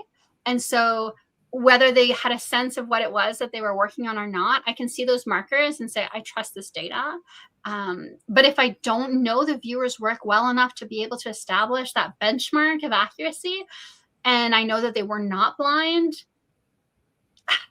it's hard to trust that it's not just their bias, their own ideas about the target, and they're just writing it out with a little bit of a psychic overlay. And so it's hard to always do all the targets we want, right? You kind of have to hope someone tasks you with the target you kind of want to work on. So that can be and I feel, I think for David and I, it's the same, because sometimes I try to keep in mind what he might want to work on, what he might like, but there's also the part of me that has access to this amazing remote viewer, and I have all these questions about all these topics, and like sonoluminescence was one where it's like I have the opportunity to ask this amazing remote viewer to tell me how sonoluminescence is actually working and where this energy is coming from, and I don't even care if he's interested in it, because I'm going to take this opportunity. And it worked out really well, Dave, because not only did you bring back great data, but in the end, you did find it interesting, right? Oh yeah, absolutely. I mean, I didn't know anything about that target.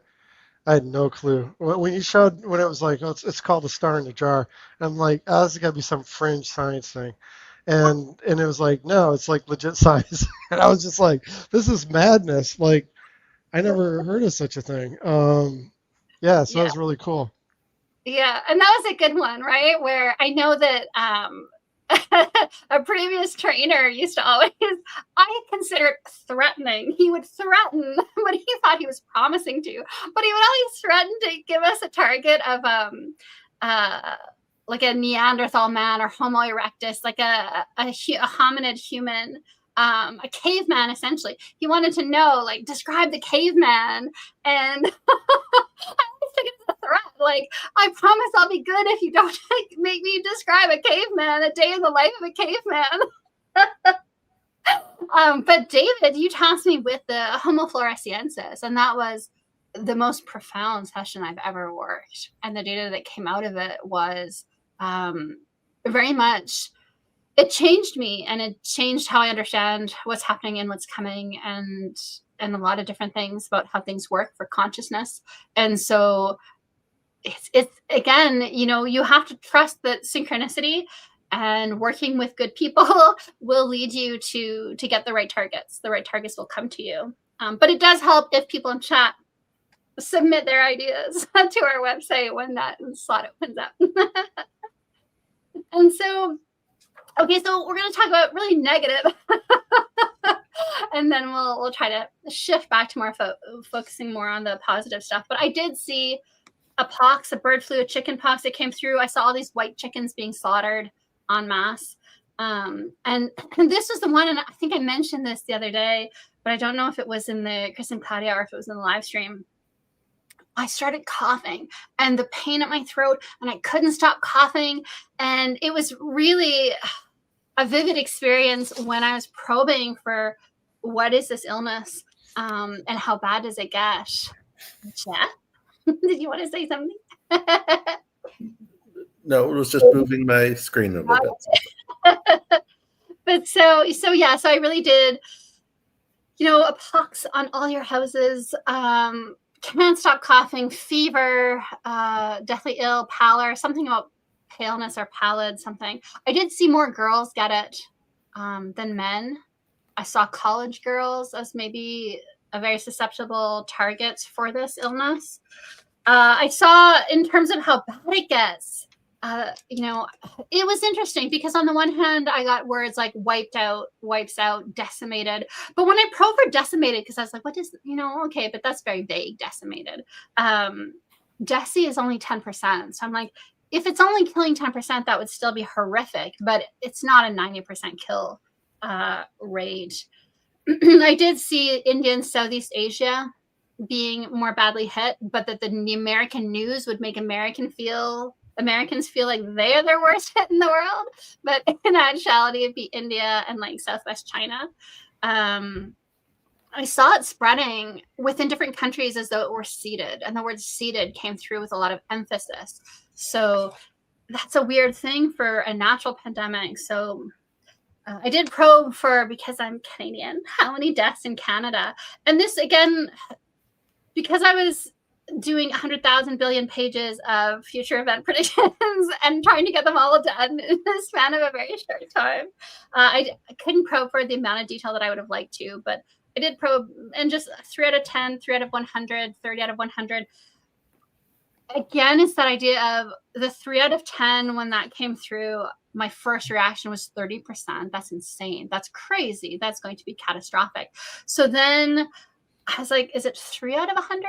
But I don't know if it was the data saying, no, you've misinterpreted it, or if it was my own wanting to deny that it could be 3 in 10, wanting to think, oh no, it's just 3 in 100. And then I tried to probe again to say, okay, let's try again without bias. And 30 out of 100, which is the same as 3 in 10. So 30%. That's what I saw. I don't know what that means. And again, you know, sometimes you have higher confidence in your data and sometimes you have less confidence in your data. And for that, because I know that with remote viewing, when we remote view negative events, we typically catastrophize.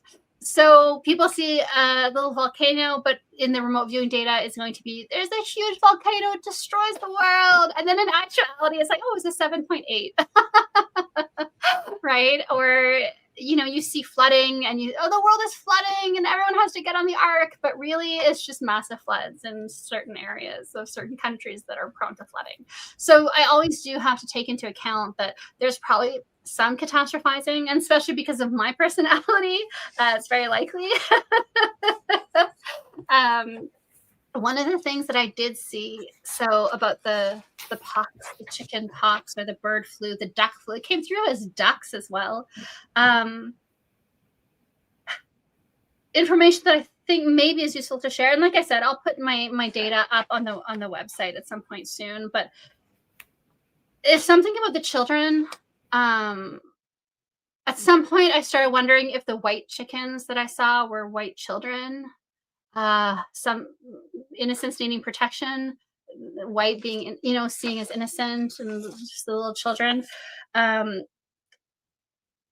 Maybe something about and then the college girls being specifically affected. I don't know if maybe sterilization of those women, but I do know that I did see people holding their children by the hand and like pulling them behind their gate, bringing them home, close the gate, protect the children at all costs. But I also saw like nobody buying all the Fisher-Price toys. So I kept seeing these soft plastic toys. I don't know if there's something about the soft plastic that's where I kind of thought about the sterilization, because it's a hormone disruptor.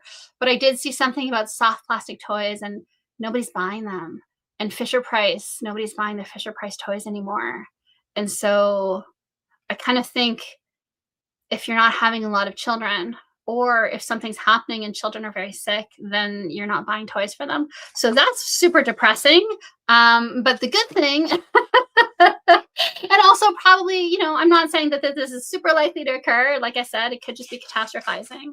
But I did see, like, I wanted to know, okay, so then what can we do about this if it's the case? What are some of the PPE options or things? What kind of protocols get put in place? What can we do? So, I saw latex gloves being put in place and quarantines, things like that. And I did probe for things like, will the unvaccinated be allowed to fly out of the US or fly out of Canada? And when will they not be allowed to? And what are some other ways that they might leave their countries if they're unvaccinated? Where are the places they might go to leave those countries?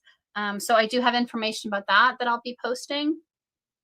But I did see, when I looked at what would be a treatment for this, it was really weird data. It came through as licorice root, very vividly. And when I later looked into it to see, like, is that just crazy weird data? Actually, licorice root has been used by native tribes for coughs and fevers, or specifically the respiratory illnesses. And so I think maybe I will probably be buying some licorice root over the next month. Maybe for people who have kids, I don't know. I think there's nothing wrong with buying some licorice root. Who knows? Could be useful at some point in 2025. David, do you want to jump in here and save the day? No, you're doing fine. We can redirect to something else, but if you've gotten all the information that you feel that you need to on that particular one, I think you covered most of what you had, right? Yes.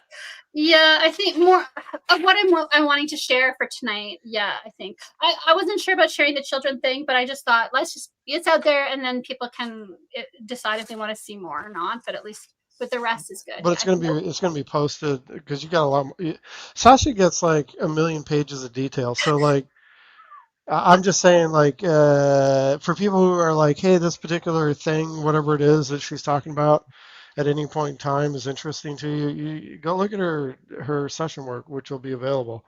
Same thing for all the viewers, but I'm just saying, like, I know Sasha is very detail dense.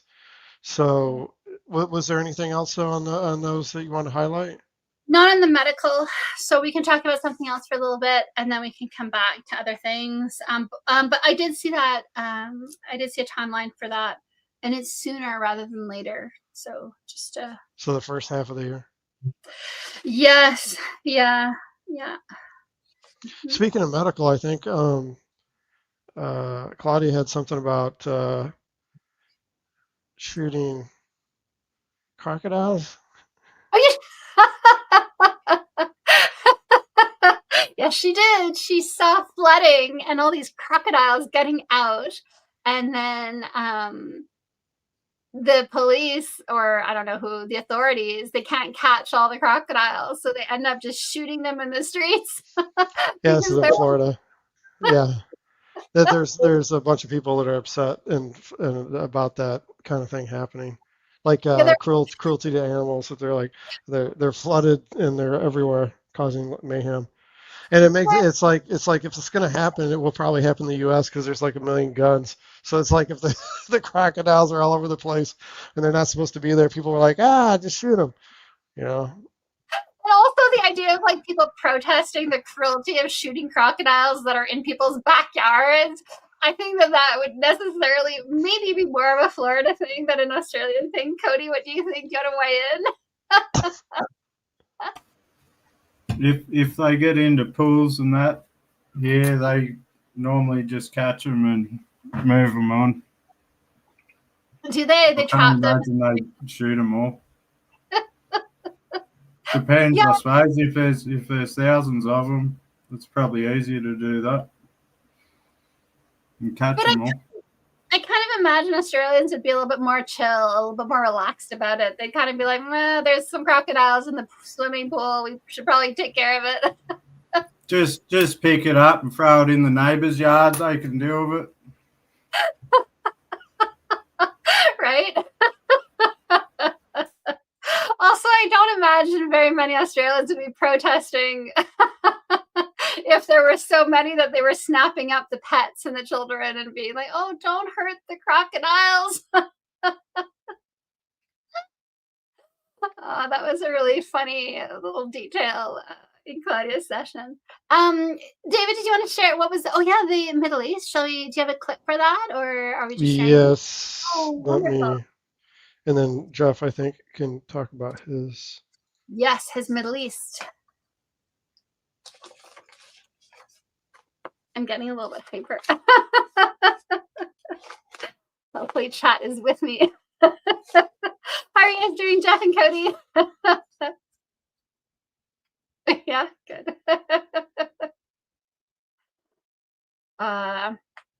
And so while David prepared, it should be up. Yeah, it should be. You had a lot of other events in your session, so let's talk about some of those as well. And for the audience, we will have these sessions posted on our Patreon sometime over the next week or 2 or 3, depending. But so you'll be able to see all the details there, and if there are hits, then we will do feedback videos throughout the year. But we do want to watch out for my Pope Francis sketch. It's amazing. Right? Yeah, exactly. So Claudia, let's talk about some of the other things. Yeah. Well, I saw something going on in the Middle East. I saw a big fight or a small, quick war between 2 Arab countries, because I saw all kinds of streams of oil. So it were 2 oil states, and it had to do with I thought Kuwait and Saudi Arabia, and some other third countries had to interfere in order to let them rest the arms, restore the rest. So it was a lot of blood, black oil streams which I saw. So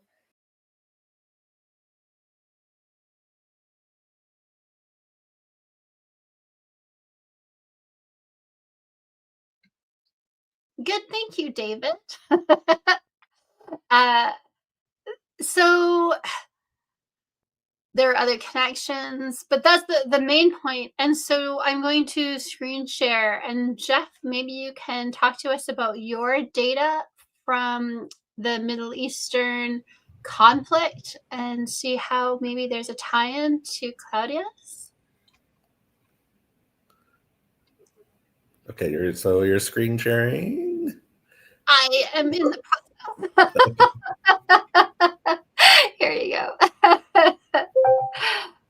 So I basically drew a missile. I wrote down the number 4,800 as something having to do with whatever this weapon is. I don't know what that 4,800 is, but that 4,800 related to the missile in some way, shape, or form, or the weapon. But I drew it as that missile. Okay. There's a large death toll, but it could have been much worse. And essentially, the world stops. It's a 9/11 type moment with whatever happens. But there's a lot of confusion. It's unclear whose missile this was, and nobody takes credit for it. Nobody takes responsibility. And in the end, it has the effect of bringing a lot of people who are enemies together. And there's a pause, there's a new piece. So as I'm looking at this throughout this live stream, I sort of have a little bit of a different take on it. So I'm going to go back to, I'm going to go to the Ronald Reagan quote of, what if humanity had another larger force, basically, as something to be in conflict with, that would really bring the world together. So is this maybe some sort of a UFO event, a show of force that basically brings people together, that perhaps occurs in the Middle East? It's funny you should say that, Jeff, because I just, for curiosity's sake, I typed in 4,800 and missile. It came up with something that says I've never heard of, but it ties in with kind of what you're saying in a way. It says 4,800 guided missile was an operational component of the 45 Space Wing of the Air Force from December 30th, 1950 to 54. So the Air Force had a space wing, and that 4,800 missile was associated with it. So I find that to be interesting. In the 1950s, okay. Yeah. That's really good feedback.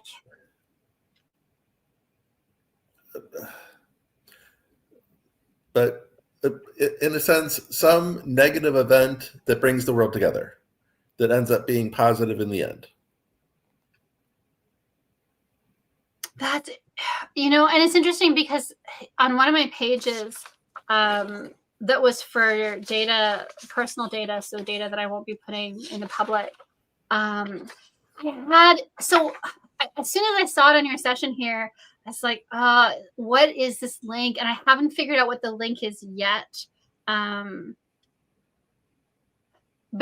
it's interesting to me that you say that it ends up being for the good or for the better, or the something along the lines of what I was tasking for here. But I had this, I couldn't make out what it was. Karzal, Karzan, and I kept trying to sound it out. Karzak, Karzel. I kept trying to figure it out. And then I saw in your paper, and you're also trying to figure something out. And you're like, Shak, Shock, Shalik, Colic, Cleric. And I feel like there's a little bit of a similarity in some of the sounds that we're trying to figure out. C related, I still don't know what it is. Right. And I was looking at my session trying to figure out, like, can I, maybe I'll smooth it and share some of my data with you, and you can see if it helps you decrypt. Well, yours sounds almost like Kazakhstan or something, like part of that word. Yeah, I know that, and that's in the Middle East area. Well, I mean, it's more beside Russia, but yeah, it's definitely the part. And also the missiles. Now that you bring that up, David, in Kazakhstan, that's where they have the cosmonauts launch from Kazakhstan for all the mission. Interesting. And sometimes NASA uses the launch pad in Kazakhstan. So if you're going to launch something into low Earth orbit, like some kind of a missile, I wonder if maybe it's launched from Kazakhstan. I don't know, but it's an interesting correlation for Jeff and I. And the fact that we're both sounding it out and we're both really struggling to kind of hear it or make sense of it. Or can you say your phonetics again? So, yeah. So at first I had Karzel or Karzal, and then as I tried to probe it, Karzal Kazakh, and that's where David's kind of, and I think it's a good insight, David, the Kazakhstan maybe. But I also like Karzal, Karzan. I couldn't quite figure it out. Yeah. I'll put it under my pillow tonight. Yeah, do. Because I kind of hit that point where I was like, okay, I have to move on. I don't have time I'll have to come back to it later. And then of course I never did. So, and so I do think it's really interesting though that Claudia and you both had this very similar data about something that's happening in the Middle East. Yeah, I think there's something to that. Another thing that's odd about, I was drawn, if I add color, it's usually through colored pencils. I was drawn to use more vivid markers here. And that bright green seemed important. Oh. Okay, that's interesting. What do you guys think about that? Feel free to jump in. Okay, well, never mind. I'm jumping in.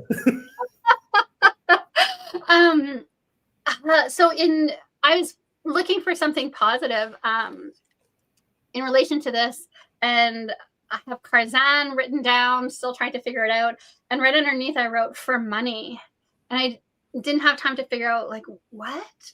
But it's interesting that you're talking about the green color. Money is green. I don't know, but I wish that I had spent more time on this, but I felt like it was too unclear, that it would have taken me longer and I would have had to go in a lot deeper to get more details. So I just thought, I'm just going to move on. Now I wish that I had spent more time on it. But I did have like Europe, Russia, Asia, and then this kind of correlation between these three, something happening in an axis. So we'll see. But I think we'll just keep your NFE here as the one that we're trying to get feedback for as the year progresses, and Claudia's as well.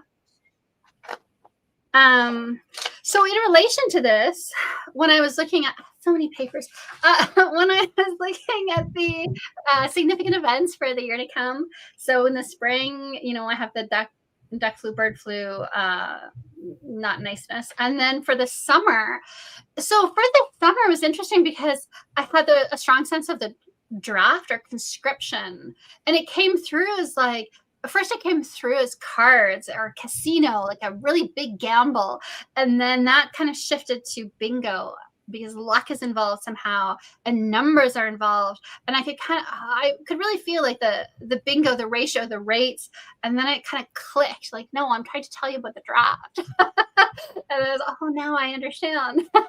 And so I did get a strong sense of draft or conscription for war in the summer. And so I think that the idea of increasing conflict definitely would tie into that. And so I hope that they don't conscript people, but it looks like that was what my data was talking about. Do you realize the significance of the bingo reference?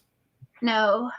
So during the Vietnam War, there were birthday bingos. And if your birthday was a certain date, that basically put you higher up on the list or in order for the draft. I don't know the details there, but I remember my brother being very concerned about the bingo. Oh, that's fascinating. Yeah. I mean, that's brutal. When you say that, it's brutal. It hurts my little heart to think of the poor men that are just sitting there waiting to know if their number is drawn or their birthday, I guess. But that makes sense. Yeah, thank you. That's a good connection. Because I did think that was a bit weird. Audrey Dixon mentions that the flag of Kazakhstan features two primary colors, blue and yellow, which makes green. So your eyes on Kazakhstan this year, everybody. It looks like something might be happening there. And Astana, the capital of Kazakhstan, is just rife with Freemasonry symbols and the New World Order and the next world center. And so that's an interesting. Thank you, Audrey, for that little tidbit. And then for the fall, I got the fall of war and the winter of destruction. I really did see things going south in terms of war. This one I don't think I'll share. I don't want to traumatize the humans too badly. I hope I'm wrong on the negative stuff. You know, as a remote viewer, you want to be right on your data, but when it comes to some things, you just hope that you're wrong. I did see a really interesting treaty negotiation, and I was talking to David about it afterwards. You know, I could really see, I think it was maybe Trump and Putin, not necessarily Trump and the drone and the aliens that are in the orbs, but I did see some really strong treaty negotiation occurring, and I saw it later in the year, so maybe October, November. So I think that's good news if that comes to pass. If Trump and Putin can agree to some kind of a treaty of some kind, I'm guessing. I don't know. This is not from the data, but I'm guessing for Eastern Ukraine. And then I want to talk a little bit about Kursk. So, okay, negative that I won't go into. Bad. Putin is appalled, or Putin is appalling. I'm not really sure, but I think it's Putin is appalled over Russia and Kursk. And so I do feel like something might happen in Kursk in the latter end of the year. So September, October, I saw a lot of Russian mothers just crying. Yeah. And so then I tried to probe, well, show me the good. So I did see some kind of a treaty of people, negotiations, maybe Trump and Putin. And yeah. So for now, we'll leave it at that, I think. Yeah.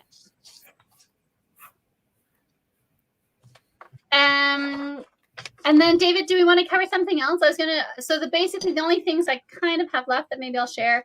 I asked for people, what do you want me to remote view today for 2025? A few days ago on Facebook. And so there were some kind of questions. Do you see big changes in the Antarctic Treaty this year? And I just probed it really quickly. Any changes? I didn't see anything significant, so not really, no. I was asked about Jasmine cryptocurrency, Jasmine against Bitcoin. I saw it do well at the beginning of the year and then not do very well. So I don't think I personally would invest in Jasmine, but that's not investment advice. That's just for entertainment purposes. I think if you have Jasmine, I don't know, it does well and then it falls pretty quickly. So if someone asked me about the return of the old gods, if I could remote view, is this the year of the return of the old gods? That's an interesting question. Yeah, that's such a fascinating one. And again, because this is an NFE, it's not blind. And so that's why I'm saying, like, my data, take it or leave it, take it with a grain of salt. If this was blind, if David had tasked me something like this and it was a blind session, number one, I would have spent more time and care on it. But number two, I would trust my data. But because it's not blind, yeah, you know, my own ideas might creep in, my own biases, my own expectations. And so I just have to be upfront about that. But I did see a temple raised. And it was so funny because it was like one of those old Greek marble pillar type temple being raised. But as soon as I wrote that down, it came out as R-A-Z-E-D. So that's like thrown to the ground, raised, or like burned to the ground. And so then I probed that and I had the sense of it's destroyed, but then it's raised and restored. And from clay and bone, but see, that's the thing. So I think the temple is raised and restored, but something about 2036 is maybe more important in relation to this. And I just asked, okay, well, what's the impact on me? Because that maybe will bring in some interesting data and just upheaval in the cultural moral environment. And that made me think just now of Chris's data about the church and the loss of faith, because all of a sudden people see the church as no longer having moral authority. So that might be a tie-in. The sun returns. What sun? Mysterious data there. The temple funds raised, RAZED, so raised, burned to the ground, maybe to act as a sacrifice, and then eventually it's restored. So people can make of that what they will.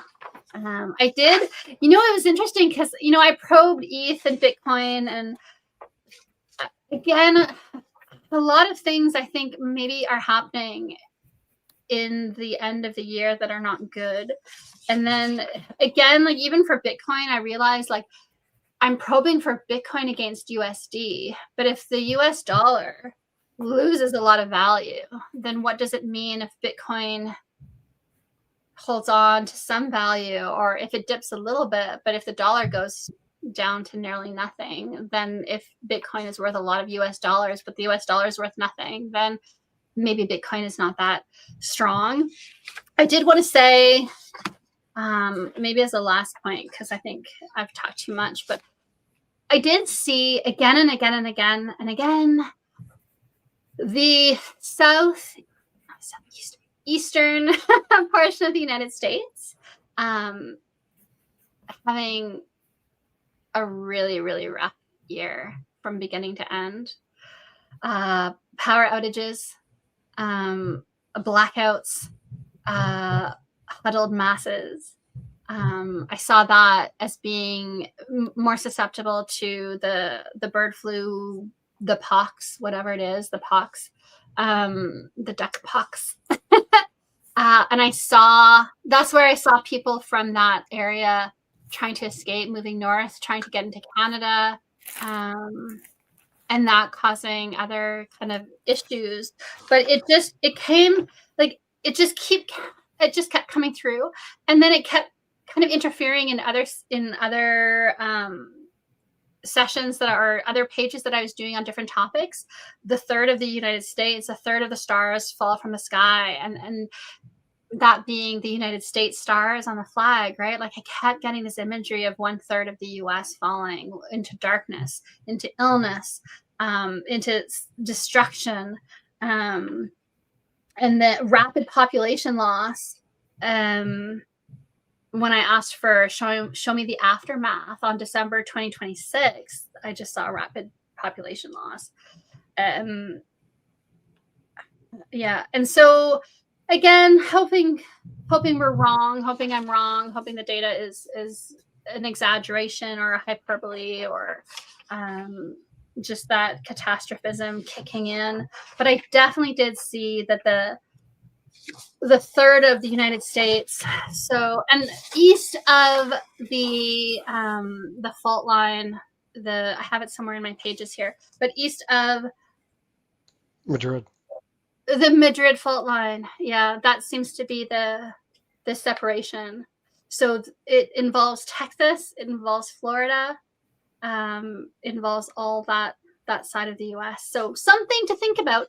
I have one last thing, but I'll save it for later. So let's chat a little bit more about happy things, about what are we hoping for New Year's, maybe? What are we hoping to do in New Year's? Any special projects or any targets or anything else? Yeah, Cody, what do you got for us? Anything super positive for 2025 you're all fired up for? No, I try not to think about it, to be honest. I daydream too much. I get lost up in it. Get heaps of money, though. That'd be pretty good. Heaps of money? Yeah, that'd be great. Yeah. Got any trips planned for 2025? Not yet. Okay. I just got back from one, so just recovering from that. A week in the sun, drinking heaps of beers takes it out of you. That's good. What about you, Joe? Anything for 2025? Looks like I'll be spending a good part of the first half of the year in Mexico. Oh, wow. Which is okay. I'm glad to hear that in light of my data. Not resort areas in Mexico, more work areas in Mexico, but warmer, dry. Yes, maybe safer. Well, on a much lighter topic, maybe you want to play the little clip from Claudia. I don't remember which one, but I'm It 100% up for it. it ties in with things falling down, Oh, okay. so it's super positive. Things I wanted to bring up as well is you saw an event happening in China, glass stairs, a glass platform breaking, and people falling through and dying. And I thought that was interesting because when I was looking at your data, I could see it myself really vividly. And so I don't know if that means that I don't know what that means, but I did see it as well. And I thought it was interesting that you had as a data point that you weren't sure if it was an accident or a terrorist attack. So I guess maybe we'll look for that in the summer, do you think? Or Yeah, it was sunny. I know it was sunny, and it was high in the mountains. It's a touristic attraction. Yeah. In China, somewhere there is this transparent bridge where they actually make that joke where it's a glass and they have something that comes and that cracks like a screen. I mean, it would be terrible if that thing actually cracks. But yeah, I'm thinking of that when you're mentioning it. Ah.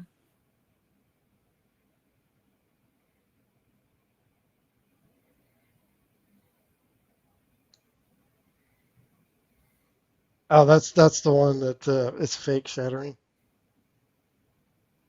You're muted. thank you, David. So yeah, so these are these huge glass bridges, and Wow. yeah, very, very high, very, very scary. It hangs 1,180 meters above a valley.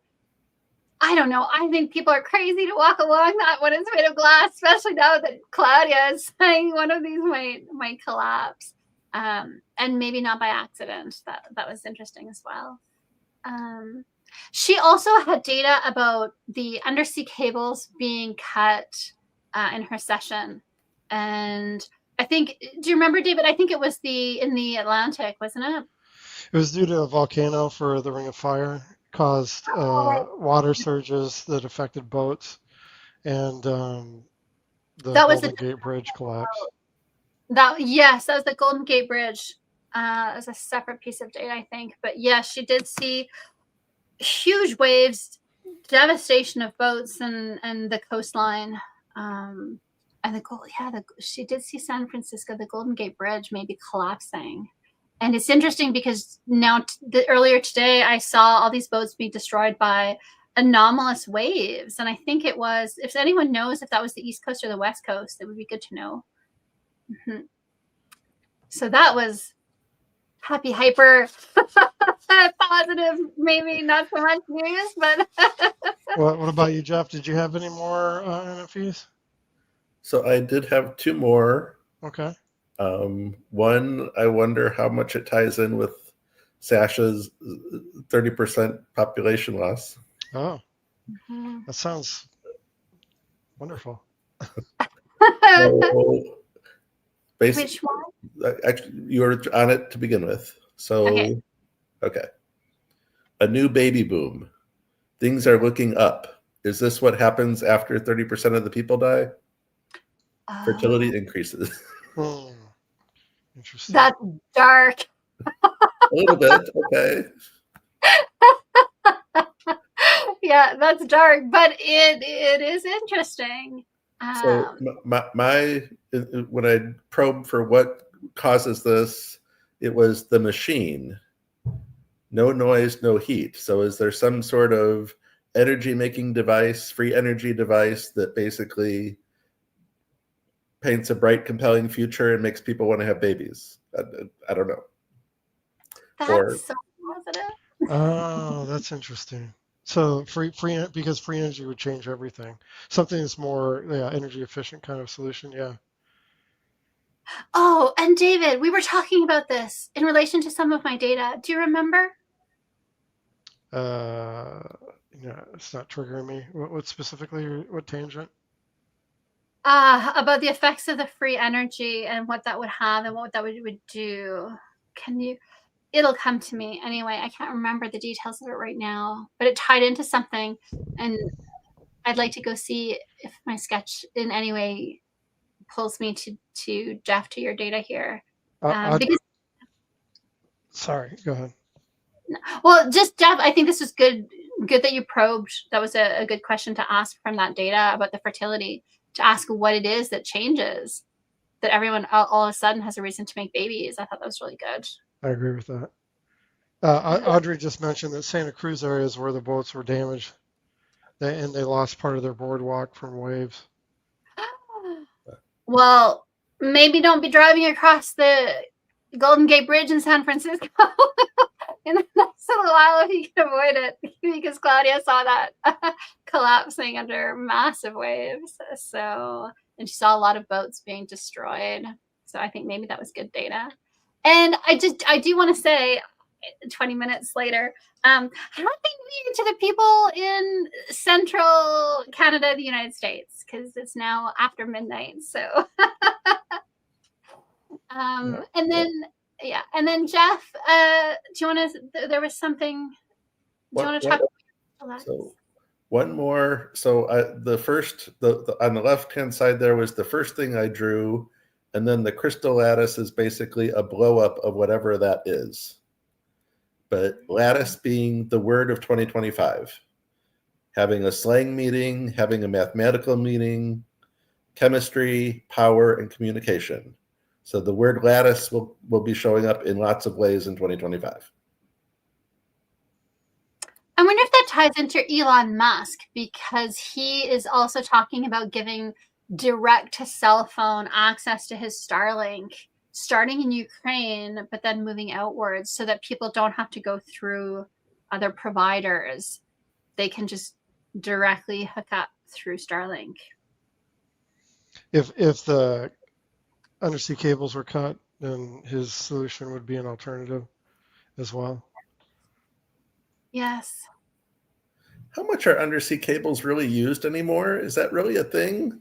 99% of the internet goes through undersea cables. People think that the internet is going through satellite. No, it's not through satellites. It's undersea cables. So in Finland, recently, I think in the last 2 weeks, a Russian ship is accused of having destroyed or torn apart the undersea cables, and it cut the internet off. Mm-hmm. So I know people, we're very much people think, oh, the internet goes through the low Earth satellites. Nope, it's all undersea cables. And so, and Cody, I do think, because you had the chip, right? And when Elon Musk talks about his chip, he's talking about it as a neural lattice. I wonder if that ties into this. Would that make sense to you, either of you? Yeah, maybe.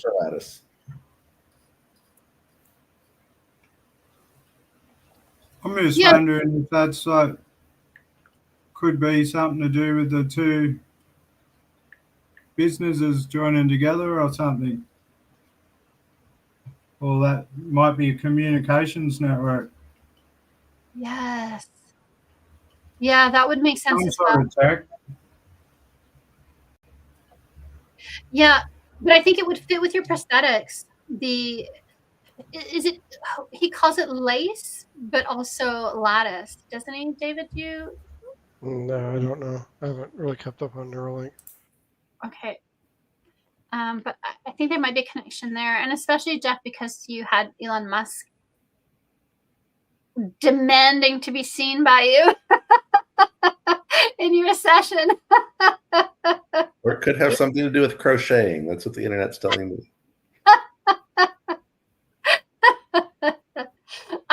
Swedes in the chat says tsunami-like waves have been hitting the coastlines of Peru and Ecuador. So that's, again, that would tie into Claudia's data about a volcano causing massive waves that are destroying the boats and the coastline. Yeah. while we're just on the topic of weirdness, so one of the things I probed, Cody, similarly to you, especially because I was getting such, darkness, I wanted to see something unusual. So I asked, what is the most unusual natural event of 2025? I didn't want to see the man-made. I already did a page or two on that, and I was like, okay, I'm done with that now. Let's see the natural unusual events. And I saw these twin cyclones, double cyclones, a helix-like storm, and as I'm working through it, it came through as a cytokine storm. And something about echoing or amplification of the secondary, the twin DNA helix. And so I wonder a little bit, and this ties into your crystal lattice, Jeff, because so at first when I was probing this data, it was coming through as with an overlay of a storm, cyclone, all this kind of stuff. And it's only when I probed further and I went further in that I saw, oh no, this is a cytokine storm. These are DNA helixes. These aren't cyclones, right? But at first, so I probed, like, is this, like, I kept getting the sense of like freezing rain is somehow involved in this, which is a bit weird for something like a cyclone. And so, but when I probed into it further, I saw that there were crystals inside these helixes, like little shards of glass, and it slices you up inside. And thought that was interesting data to come from that. So stay away from where? The cities. And then licorice root came through on this page as well. Yeah. Yeah, I would invest in licorice root. I would buy licorice root. Any questions before I move on?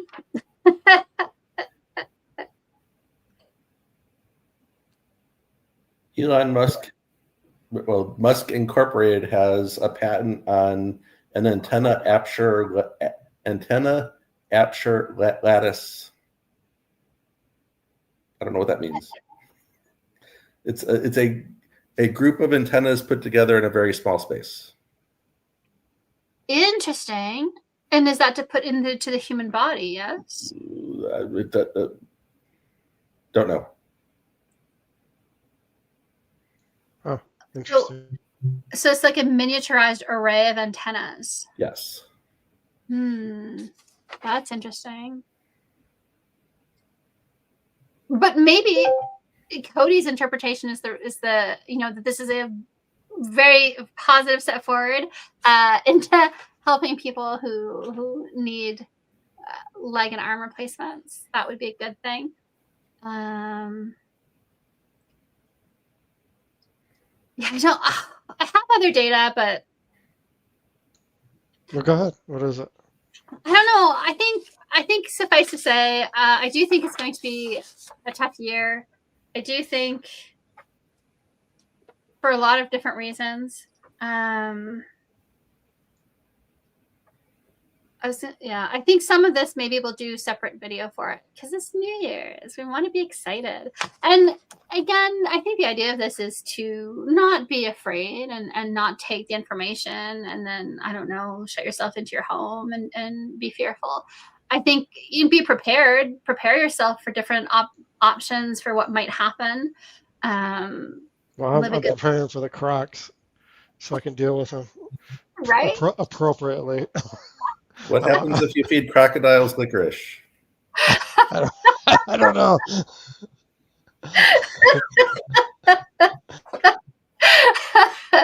Maybe that's what the prosthetics are. People losing their arms and legs. Oh, crocodiles. Oh my gosh. That's funny. Maybe it's a planned event for the conspiracy theorist Elon, who's needing new subjects to test on. So he sets wild, all the crocodiles sets them loose. So yeah, so I think that they're, entertainment was, I did see a celebrity death this year, but I think it's nothing that's unexpected, so I won't bother. But I did try to probe for entertainment, and I thought, what would be, the most profitable movie with the biggest budget? You can tell this is like kind of at the end where I was like, I just want something happy, and I kept getting some, and I'm familiar with the idea of it, but I've never watched it. But something like Fern Gully kept coming through, children's movie, animated, something with the forest, nature, some kind of a theme of like save the planet, propaganda, talking creatures. And it felt like more of a mix between Fern Gully and Avatar. But the Fern Gully just kind of shouted out really loudly. And it's such a weird data point, especially because it's not something I'm extremely familiar with. I just know of it. So maybe a late summer release. So I don't know, Fern Gully 2, or was there? I don't even know if there was a Fern Gully 1 movie. I know it was a TV show. But I don't know if Cody and Jeff, are you guys? Yeah, there was one. It was a cartoon come out like 30 years ago or something. Okay, well, there might be a Fern Gully 2. I don't know, Fern Gully / Avatar mix. That's my entertainment news for prediction for 2025 as one of the most profitable movies with the biggest budget. Because I didn't want to just go with the most profitable, because it might be an indie film that costs nothing and makes 100,000. And I think looking back on the year behind us, a lot of things that we thought could have been worse ended up being okay, and people got through it, and our lives have been not as affected as the fear porn would have had us think. Does that make sense?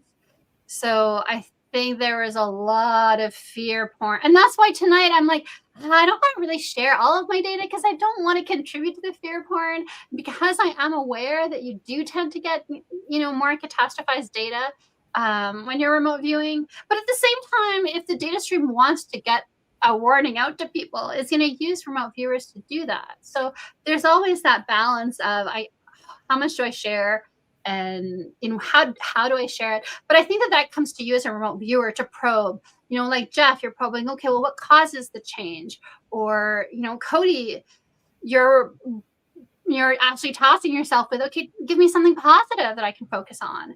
And when I got the pox on all your houses,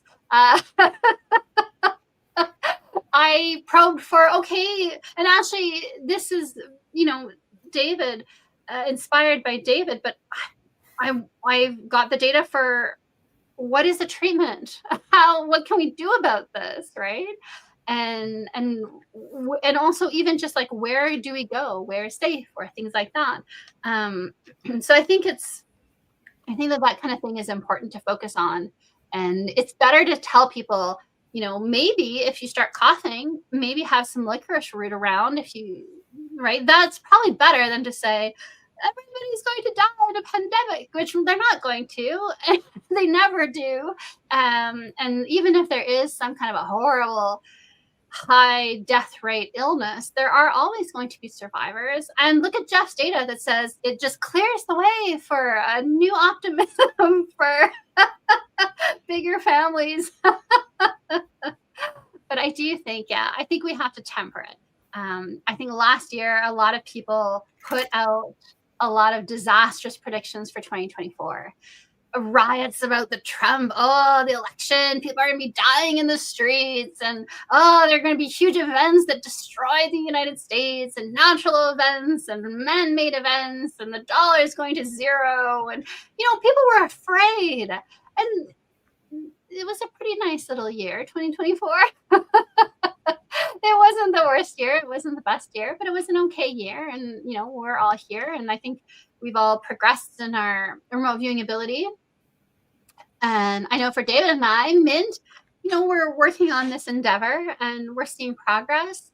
The numbers, that's something super exciting and challenging, and the training, that was kind of scary to put out there, and I'm excited by the results in the students. And so all these things, I think it's easy for people on the internet to get lost in the fear porn, but I would say don't.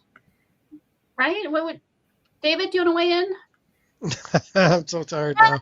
I'm so tired right now. But Not even listening. yes, I agree. I agree with all that. Yeah, we need to be, there's always remote viewing can be used for positive and negative, just like anything else. So it's the mindset of the viewer, and where they decide to focus stuff. I know that we've talked about stuff like I see for the community, I see solutions upon solutions upon solutions that are not being either implemented, talked about, thought about, and I sometimes I'm not sure why that's the case, but I can't act fast enough essentially. But so I just see a more positive kind of thing where it's like I'm looking at solutions, I'm looking at like win-wins, trying to work with people, trying to elevate, everything. It's, work with somebody, we lift each other up, that kind of thing. So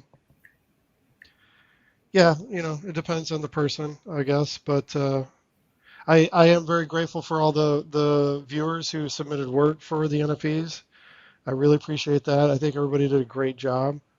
I hope that anybody who's participated in the live streams, I hope you've learned and grown over the last year. This is something that Sasha put together. This is all 100% Sasha. This is not, I don't have I support it. I would contribute effort to it, but my focus areas are in kind of like other spaces. And so it's not as much of a priority for me, but because she's doing it, I just, support her as best I can. But essentially that's like a new thing that's come up over this 2024. And I hope that people benefited from it, both the viewers who participated and the actual audience, anybody that watched it. Because I think it's a good opportunity to see how that stuff kind of works in a public way. You get a little bit more exposure, especially through the analytics side. But yeah, I think 2024 was, for me, it was a mixed bag, but it could have been worse. It always can be worse. So you got to be optimistic. Yeah. So, anyways, yeah. Thanks for everybody who's contributed on the NFEs. Yeah. And Jeff and Cody, do you guys want to say something?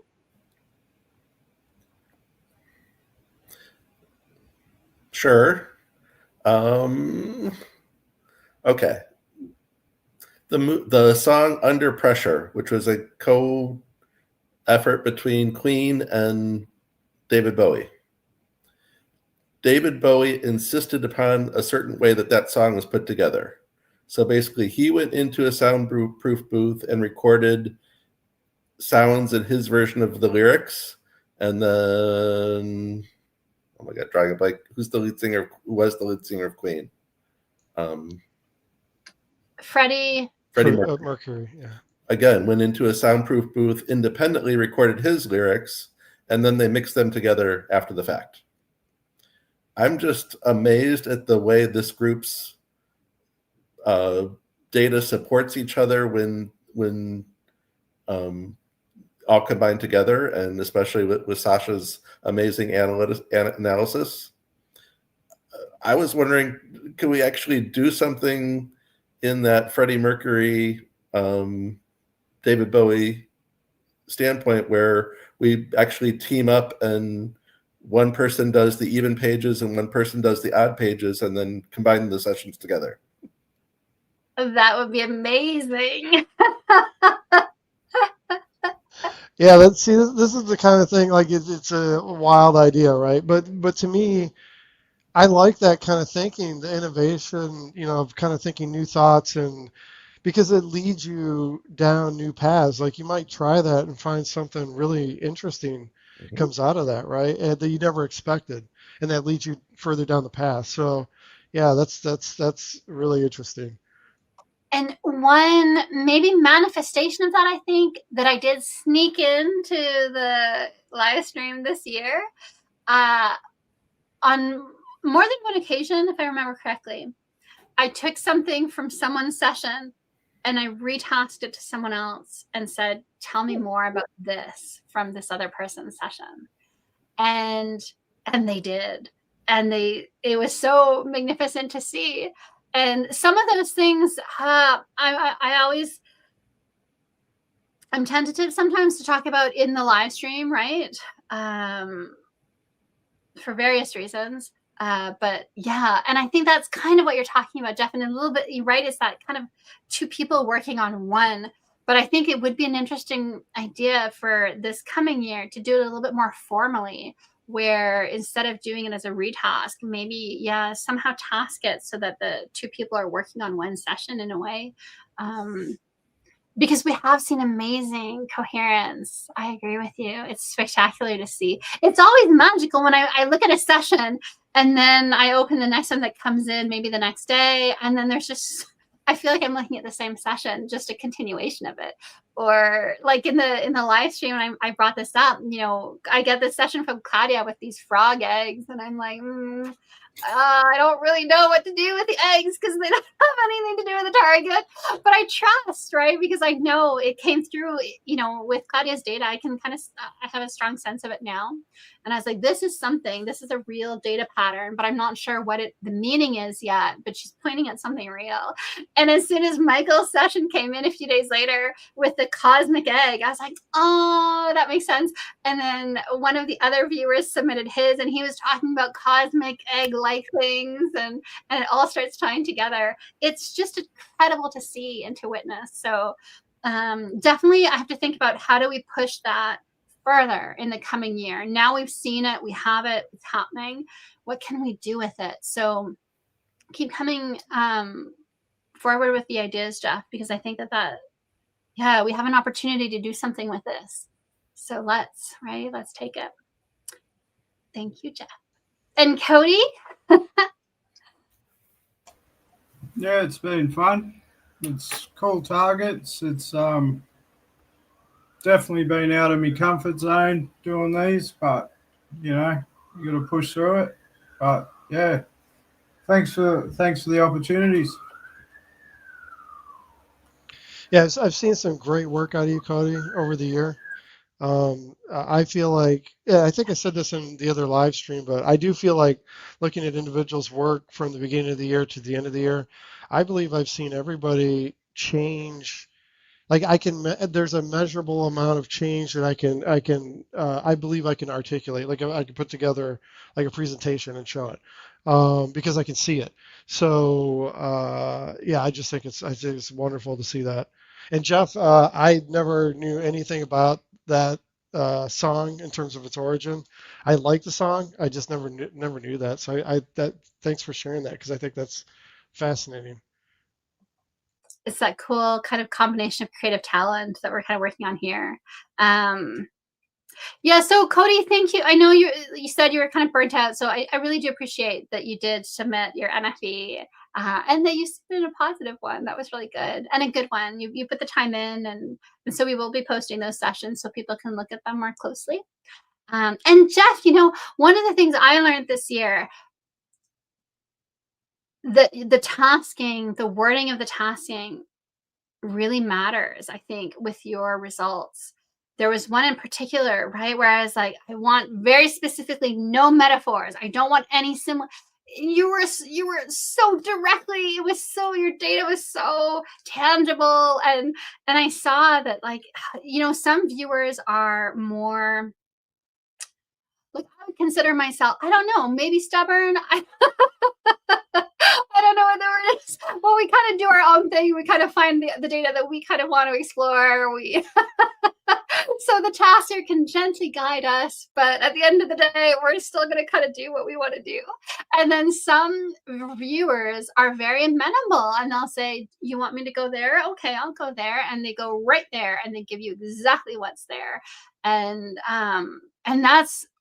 it's nice. That's one of the things that I've really enjoyed about the group that's been participating in the live streams. We have a good mix of different personalities, and that helps because it allows me to see, oh, okay, so for this person, if I task them like this brings out the best in them, and so then that's good to know. And then for someone else, maybe they need a different approach, or like taking someone's data point and then retasking it to someone else. and to see that work and to see that be amazing, right? And then also to see sometimes when I don't have to do that and people are describing each other's data and they're giving me information about someone else's data without me having to intervene and ask for that, right? And so it's just an interesting process. Yeah, and so I think you did a really good NFE, both of you, and I'm really looking forward to doing videos, feedback videos during the year. Where we can share only the good stuff, though, because if the negative stuff comes through, we'll be too busy trying to get generators working, but or trying to like source more ammo for the Crocs.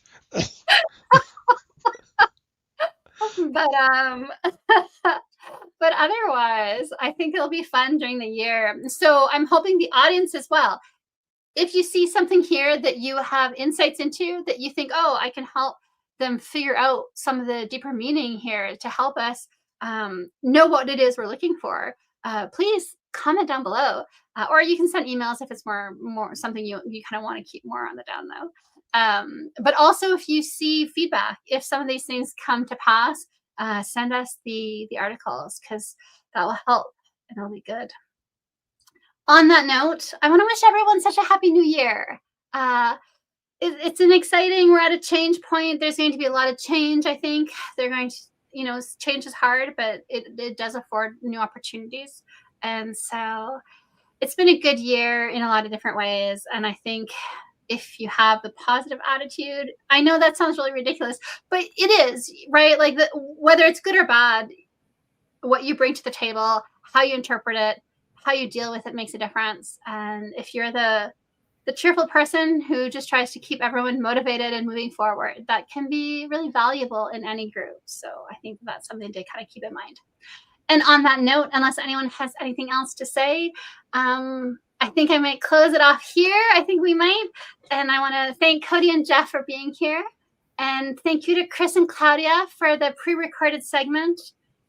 Thank you to the people in chat for celebrating New Year's Eve with us. We appreciate your presence and your comments and your insights as always. Thank you to David for preparing the video that I said that I would, but then I was too busy doing other things. And so I do appreciate that. And just all the support and the work. We both, sometimes the work that I do is maybe more visible because I'm doing the live streams or because I express it maybe more, but David is working sometimes harder behind the scenes and it's just not as visible. And so, and so thank you to everyone who supported us this year. We hope to produce more content in the coming year. There will be more options for training. And just more fun. And so anybody wants to say anything else? This is the last opportunity before we go. David, I'm thinking of you. I've said pretty much everything, but I'm really grateful to have the opportunity to work with people, to communicate, to express ideas, to have that information considered by others, both to promote other people. Like, I don't really see opportunities, like Glenn Wheaton. Hello, Glenn. Hello, Mr. Wheaton. But he always says, you got to castle up. You got to castle up. You got to castle up. The community is like, you got to protect yourself, right? If you're a Ronin, if you're a lone warrior out there in the remote viewing land, your ability to communicate in a way that gets seen or publicized is you have very few opportunities, unless you can partner up with a castle, which would be an authority figure, right? So I do think it's very nice that we've been able to help showcase these viewers' work in the live streams, which is all your contributions. I think is wonderful because it's a great opportunity. They're great viewers, and people should be able have the opportunity to see their work. And it helps to build a portfolio for them, right? I think it's just very nice. And so, I'm just very happy. I'm happy with all that. So, Happy New Year to everybody, and I really appreciate everything. And also to say, you don't need to castle up. You can be a free agent. You can work with people who do different types of remote viewing. We don't have to be in cliques. we can share our data across different types of models and methodologies, and we can appreciate the differences in our different approaches, and just make the best of it. So thank you, everyone. Have a happy new year, and much love. Okay. Good night. Have a good day. Happy New Year. Bye. Bye.